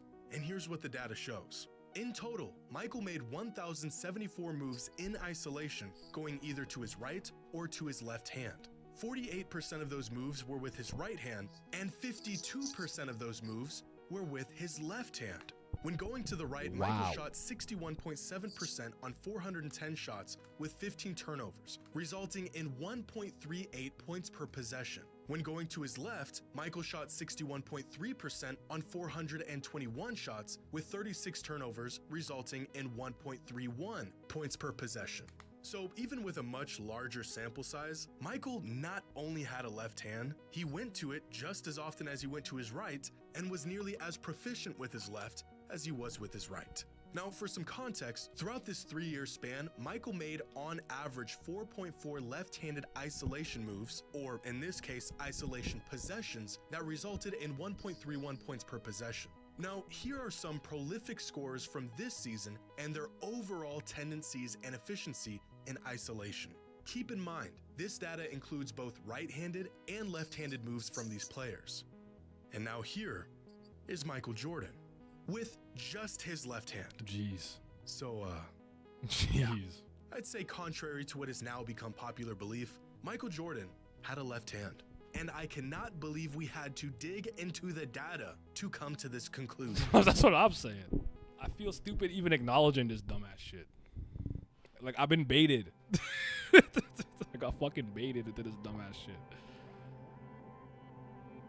I think the overall idea that the 80s and 90s were a far less skilled time in the NBA compared to today is probably fair. I mean, you'd be crazy to think the game hasn't evolved in 4 decades. But to say the league was trash back then is just wrong. I think more than anything, it's the style of play and the way basketball games would unfold back then that really throws some fans off when they go to watch film of these old games. It's like looking at a box score from the mid-2000s and thinking everyone sucked because the games finished with final scores in the 80s. But the players weren't bad, it was just a different game back then. It was slower, more methodical, more team and scheme based than it is today. And similarly, I think you could say the 80s and 90s had its fair share of bad basketball. But I don't know if I agree that it's more scheme based, especially the superstars of those eras. That was just the state of the game they were playing in. I think some older fans have a skewed perception of how good the game was back then, but I also think they just genuinely like that style of ball regardless of the evolution of the league. In 20 years, there could be a dozen players of Curry, but I doubt we will hold the same appreciation and affinity for those players as it's from the 90s. All right. Let me just see if my camera will turn back on. Will you cooperate? That's the wrong camera. All right, let me just close this and then we'll talk for a bit and then we'll wrap this up. I'm in the dark void for a second. Give me a sec. I gotta redo this because I don't enter the void. The Shadow Realm. That was a good video though. I like how he broke it down. That was good. Yes, it was very nice. I enjoyed it. That's probably my favorite video he's ever made, or one of them. I can't remember them all honestly, so I don't know why I said that. I don't even know why I bothered saying that. I can remember every video this dude made, and I don't follow him. I'm not subscribed. I kind of just when I see one that pops up on my TL, I'll just kind of just engage with it a little bit. But yeah, different time, different era. But yeah, so you obviously had a left, and again, I'm not actually here to tell you what style of play you have to like more or less, but yeah, I'm just tired of NBA fans disrespecting their history and not showing reverence to the things that happened in the past. You don't get the current product without the past product. Point period blank. You don't. And the NBA has not. And from my understanding, I do want to see if I can find a way to see how like apps and other things play into it. But the NBA was at its most popular when Jordan was there. I'm pretty sure it never changed. Like no matter who was playing who and what happened, what finals it was. Actually, I think the 2016 final was pretty high rated. I gotta check again, but I know the game was at its peak with Jordan was. So ever since then, even with all the things you're talking about, better players, better shooters, better yada yada, this and that, it's not always about the absolute literal product on the floor. Though I do think that is running people a long way. Like I said earlier, it's about the commitment to the game, the commitment to excellence, wanting to do things like compete in the All-Star game and not having to hear someone like Ant-Man say, it's pretty much a vacation. No one want to go out here and compete. Like we don't want to hear that shit. That don't move us. So. You guys have any final words you want to say? Anything you want to say? I'll just say that I just want NBA fans to challenge themselves a little bit more about understanding the game. Mm-hmm. Like all the arguments that I hear just be driving me crazy. Yeah, it's ridiculous. I think that falls into people's attention span as horrible for viewership. There's I don't know, because I think that argument kind of works more now, even though we were still getting more technologically advanced, but we didn't always have like TikTok and Vine and like all these social medias. Like there was still that period after Jordan left where like we were still building to those things. I know MySpace and Facebook and stuff, but yeah, I know attention spans are at an all-time low. I heard that our attention spans are worse than a goldfish now on average. I think goldfish is like 10 seconds, 9 seconds. I think ours is like a second lower now, apparently. I don't know if that's true. I haven't done any additive research. I just kind of saw that in passing somewhere. But we're not done with the 90s, 80s, 70s, 60s, or 50s. I mean, in this house, we respect all eras. You don't have to like all the gameplay. Like, I'm not trying to watch that black and white fucking film, but like on the grainy ass film. I also did they also have a trend where they were like when I was seeing the people were like, did Wilt really score 100? Was that a thing too that happened on TikTok? Yeah, they were questioning the validity of the 100-point game when Luka dropped 70. Oh, okay. The only thing that I can remember from that like game is I know there's audio of the radio speaking about it. That's like the best ever. So I think it happened. He played the whole game. He shot like 50 times. They won by like 20. Like they were up. Like and from my understanding, the team wanted to help him score 100 anyways. So is it happening for years though? Probably. I guess. Go ahead. Yeah, because Will's like a myth. That's what I'm saying. Like no record that he has is ever like really believable. So the fact that he has multiple unbelievable records makes it believable. If that makes sense. Yeah. And one of the things I always say is for a guy who scored 100 points and averaged 50 for a season, the fact that Michael Jordan's scoring average is over his, I know it's by 0.1. It's like 30.8, like 30.9. But that's crazy to me. Like, how you outscore Wilt like that? Like, what? Should make no sense to me. He also hit a crazy amount of free throws with someone who's bad at free throws. Yes, I remember. I think he hit 25 or 26 free throws that game. I haven't looked at it in a long time, but he's a terrible free throw shooter, which is crazy to me. I just assumed he was a decent free throw shooter, but you also it's crazy because I've seen film of him play basketball and his mid range is wet. He's actually the first player I've really seen do that one-legged fadeaway. It's not as polished and as nice-looking as Dirk, and Dirk patented it and made it popular. But he was doing that fadeaway before Dirk was. Yeah. So. Like, I saw that, I was like, holy shit, this nigga was 7'2" doing this? You got Bill Russell in his face. Bill Russell, one of my goats, my grandpa. Rest in peace to both of them, actually. So, Vince, you there? Yep. Anything you want to add and say, or you good? Nah, I'm good. All right. Well, y'all be safe. You got actually, I do have one more thing I wanted to say. What did Mayor say to me the other day? And I wanted your guys' opinion on it. It wasn't crazy, but he was talking about players like Monte, ISO Joe. Why I always want to call him Kevin Martin from the Kings, like the 20-point scorer, okay, yeah, with the weird shot, Prolific skinny scores guy, from yeah. 2000. Yeah, he was saying all those players are not nice, like overrated. Like just because you can get a bucket in an era, like they're not nice. I actually agree with Monte. I don't rate Monte like that, but I don't know about ISO Joe and No, ISO Joe's fucking nice. Like I don't know if I'm just saying that because I like Monte Monte Ellis. Like who is overrated Monte Ellis? No, well, I don't know. I don't know. This is that's my entire point. Nobody brings up Monte Ellis, and I like Monte Ellis. He's one of my favorites. So do I. He's not one of my favorites, but I like him. But that's why it was so. That's just a random stray. Nobody brings him up. Like, ever. What about ISO Joe though? No, like, I don't think Joe was overrated. You look at some of the top scorers today. They patented a lot of their stuff from Joe Johnson. Joe was on weird teams. He was on what he started with, like the Celtics, right? And then he went to that Atlanta Hawks team that was weird. And then he went to the Nets. He's always been on weird teams. He was on Phoenix too at one point, wasn't he? With Nash. Yeah, he was on a lot of teams. Yeah. I don't think he ever found a team, but like the names he brought up is kind of funny because nobody overrates those guys. Like I don't think nobody. I think all those guys are properly rated. They're just kind of like, oh, they were good, but like not as like they were on bad teams. And they didn't do anything. Like I don't think nobody overrates those guys. That's pretty funny. I would say ISO Joe is the best of those three players, and Kevin Martin's the worst. Yeah, he had the shortest prime too, I think, because Monte was good on Dallas, like later and beginning of Indiana before he got hurt. On Milwaukee, he wasn't good, but that's because him and Brandon Jennings was a backcourt that should have never worked in the first place. They both like 6'2", and they don't guard anybody.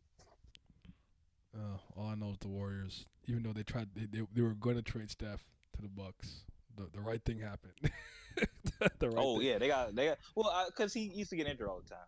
Yeah. So the right thing happened. I kind of felt like Monte was hating though. I do. I mean, well, because he was in his prime. He was like, y'all just gonna tell me this guy better than me? Like, I never get mad at guys for moving like that to a certain extent, because especially when you in your prime, it's different. Like when you like 30 something, or like when the guys with LeBron, where they were like, no, like you niggas were never scored, so I don't want to hear none of that. Like, oh, he not gonna like y'all should just be like, oh, he can help us win. But like Monte, he was in his prime and he was, the lead number one of the team. So I'm not mad at him for being like, y'all just gonna bring some dude in here and say he's better than me? But he had a skill set that no one else had, because Monte wasn't a three-point shooter. So I'm like, bro. Yeah, but they played a similar position, because you know how they because I agree, even though Steph Curry's a point I agree guard, with that, but I would have been getting him open threes. That's all I'm saying. That's how I would have approached it. Well, that's because that's how you like playing the game. Monte like having the ball in his hand. Oh, I don't like having the ball in my hand. That's true. That's what I'm saying. I am an off-ball player. That's a good point. I do not. That's what I am not the person who wants to pound the rock for fucking 20 seconds and make a play. I hate that shit. Like, I hated the 1 year I had to play point guard. I'm like, this sucks. This sucks. I don't want to fucking call plays. This shit is trash. That's what happened. That's what I say. It's different. I want to run around screen, catch it, and do a move and go to the fucking basket. I'm not trying to dribble this fucking piece of shit ball. I like that with football too, though. Like soccer, like I'm not trying to have the ball at my feet. Like I'm just trying to like do what makes sense. Like let the ball do the work. Why am I dribbling? I don't want to do none of that nonsense, bro. That's just me though. I don't know if that's weird. Whatever, man. Like when I get the ball to do something important, I'll do something important. Yo, Gary Payton, that was not it. That's when you call your own plays. I'll just go to the basket and get fouled. That's what I did. Slasher, mid range, no 3-pointers. Till this day, still can't shoot threes. Trash. I don't practice like that though. But then got benched for not listening. I miss old coaching a little bit too. You can't coach the same no more. These niggas are too sensitive and they're not gonna listen. They gonna go to the front office and say, "Hey, fire this man." They got too much. Yes, they got too much power. They got too much power. You gotta like toe that line. So I don't know. I feel like it'd be hard to coach in today's NBA. So yeah, Denver back to back. Oh, absolutely. Probably. Unless one of them gets hurt, knock on wood, they would probably win the whole thing. Yeah, I'm a Denver back to back. I don't mind it. I have no reason to dislike Denver. It's not that I don't believe in the Thunder. They're just I just gotta see it because like they don't have. They're too green. I just gotta see it. It's gonna like like green. I'm not trying to be disrespectful, but you just y'all Wait, who? young the Thunder. The Thunder. Like oh, no, it's not even about greenness to me. It's just that who like. They're I'm too. sorry, I Chet think getting body. I'm gonna say that. I think they're too small. Too. Yeah, Chet getting put under the rim. Yeah. And literally, they have no other big guy but Chet. So I'm just sorry. I just don't see it. Yeah, and Chet's not physical either. Nope. Yes, I mean he's a rookie, so like he has to grow into that. Yeah.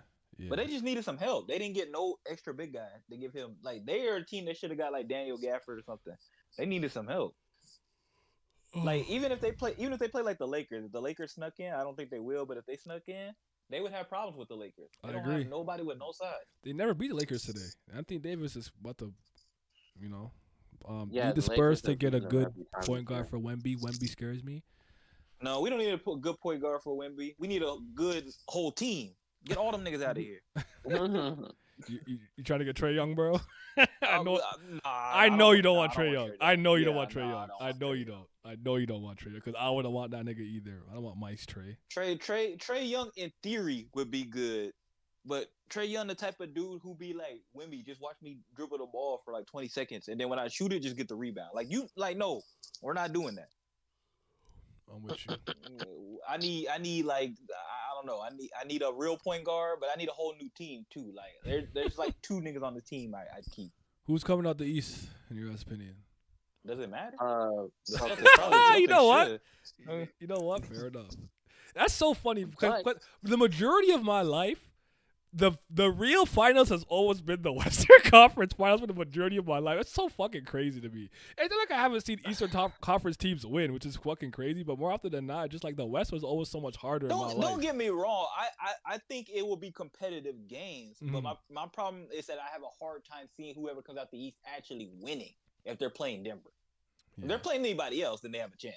But if they're playing Denver, it's hard for me to see them winning the series. The Celtics, they still worry me with their late game execution. No Aura Tatum? Yeah, talk about it. Yeah, that's what I worry. That's what I worry about with them too. If they not clutch Tatum, talk about it. Yeah, talk about it. If they have leads the entire game, they're smoking people. But if it gets tight, I worry about that. And they should be there. Miami, like I know Miami's pedigree in the playoffs. Like they're napping right now. They don't give a fuck. I hate that, but it's so. But I hate that argument, but it's true. So I can't even argue against it because them niggas are not good. That's what they do it every year. No, so I can't even argue. Me and Vince are the same wave. Like, cause I every time I hear that, I want to dismiss it, but they've done it twice. I can't. Like, I have to see it. Like, but I watched them play, and they're not good. They're not good, bro. Even when Jimmy, they don't care, bro. That's what I'm telling you. No, but see, I don't care about none of that. I don't care about that because there's a lot of players on there who do care. The only person I know who don't care is Jimmy, but he doesn't count. The rest of the team has to care. That's a lot of young guns. And you got people like Terry Rozier on that game. They care. It's just that Jimmy backpacks them and Bam too. Yeah, but like the thing, it's with Jimmy, it's a reverse psychology mind fuck. What he's doing is like, I'm just gonna do just enough so that when the playoffs start, the players around me have developed their skills over the season. So that when we get into the playoffs, they're like, oh, you're good. You did this during the Nah, season. they did. Nah, they be hitting some BS. That's what really be happening. Fucking Caleb Martin averaging like 17 points on like 40% shooting. Gabe Vincent will shoot like 45% from three. They be hitting nonsense. That's what be happening. You can't account for none of that. Whole season. Remember Duncan Robinson couldn't even play 2-3 years ago? He was doing podcasts and they told him to look at. And then next thing you know, he doing dribble crossovers and getting to the rim and he good again. This nonsense. Nonsense, bro. I remember because he was like, I remember that because he was like the only player from a place called like Maine to ever make it to the league. Yeah, they couldn't trade him. Like something like that. So it was a big deal that he got inside the league. I think that Cooper Flag kid is also from Maine though. So if he gets to the NBA, he was so bad they couldn't even trade him. And then he got to the playoffs and he was good again. What are you supposed to do with that, bro? You can't do nothing with that. But wouldn't you prefer your players to be better in the playoffs in the regular season? Like I always take that. Like of course, but I'm saying you dropping a cool 14, but in the playoffs you drop a solid 20. Like yo, do that instead of the other way around. Cool. Every time. Cool. I'll take it that way every time. That's cool, but you don't want to pay people based off that. That's fair. Because that's why they always sitting in the play-in and they got to win unnecessary games. Like if the Bulls would have handled business, they wouldn't even made it.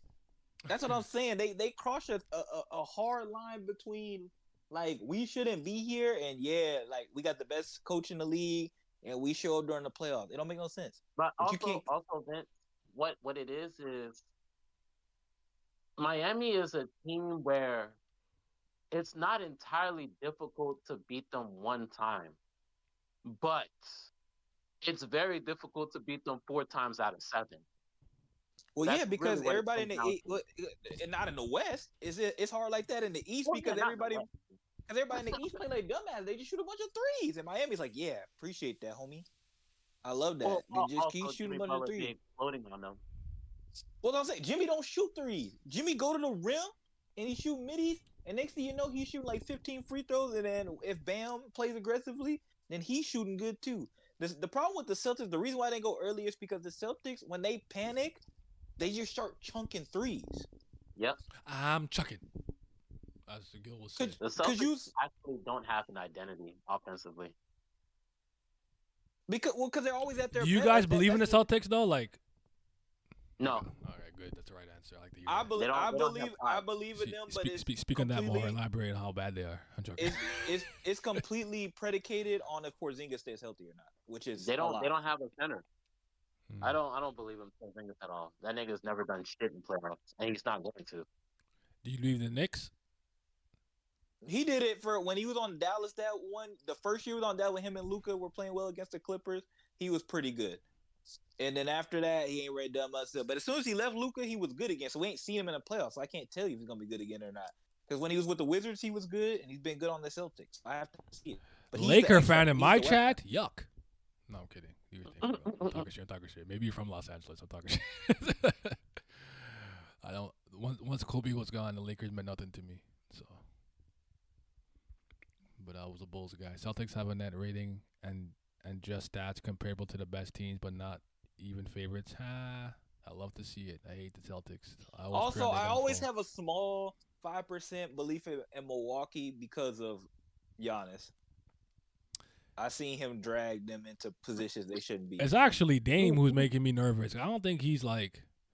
I really like Damian Lillard. I hate when I have to say stuff like this because it makes me like I don't like Damian Lillard, but I don't know what's going on with bro. I know he's going through a divorce. He's older, but he's older. He's having stuff happen in his life, and also he's been better recently. He's still been really good in the clutch. It's during the course of an entire game where he not cooking. Also, Dame is a notoriously poor playoff performer, so I'm not really a believer of Milwaukee this season. She like I don't know if is he poor or like average. I don't know, but like he's overrated for his reputation. He coasts on the fact that he has those like game winners against Paul George and one against Houston. So that gives him I'm gonna call him Glenn Rivers. That one championship, you got to kind of coast on that for such a long time. But people are like, like Dame be coasting on those 2 like elite game winners, and credit where credit is due. He has like 2 good series or 1 good series. One against Denver. Because Steph has always smoked him.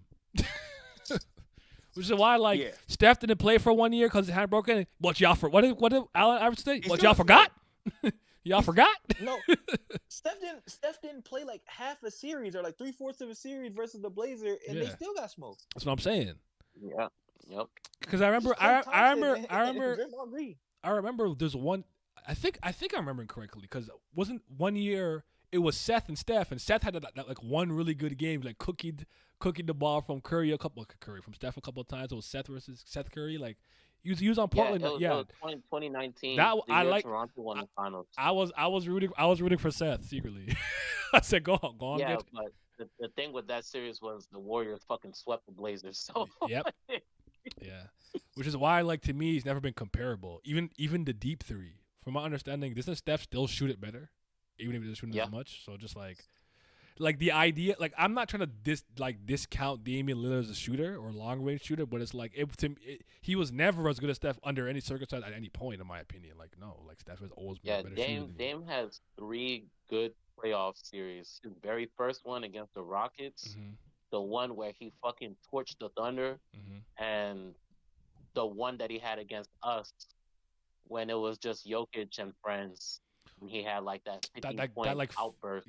That game where he had like 16 threes, right? That was a crazy game. Yeah, that shit was fucking annoying, bro. Yeah.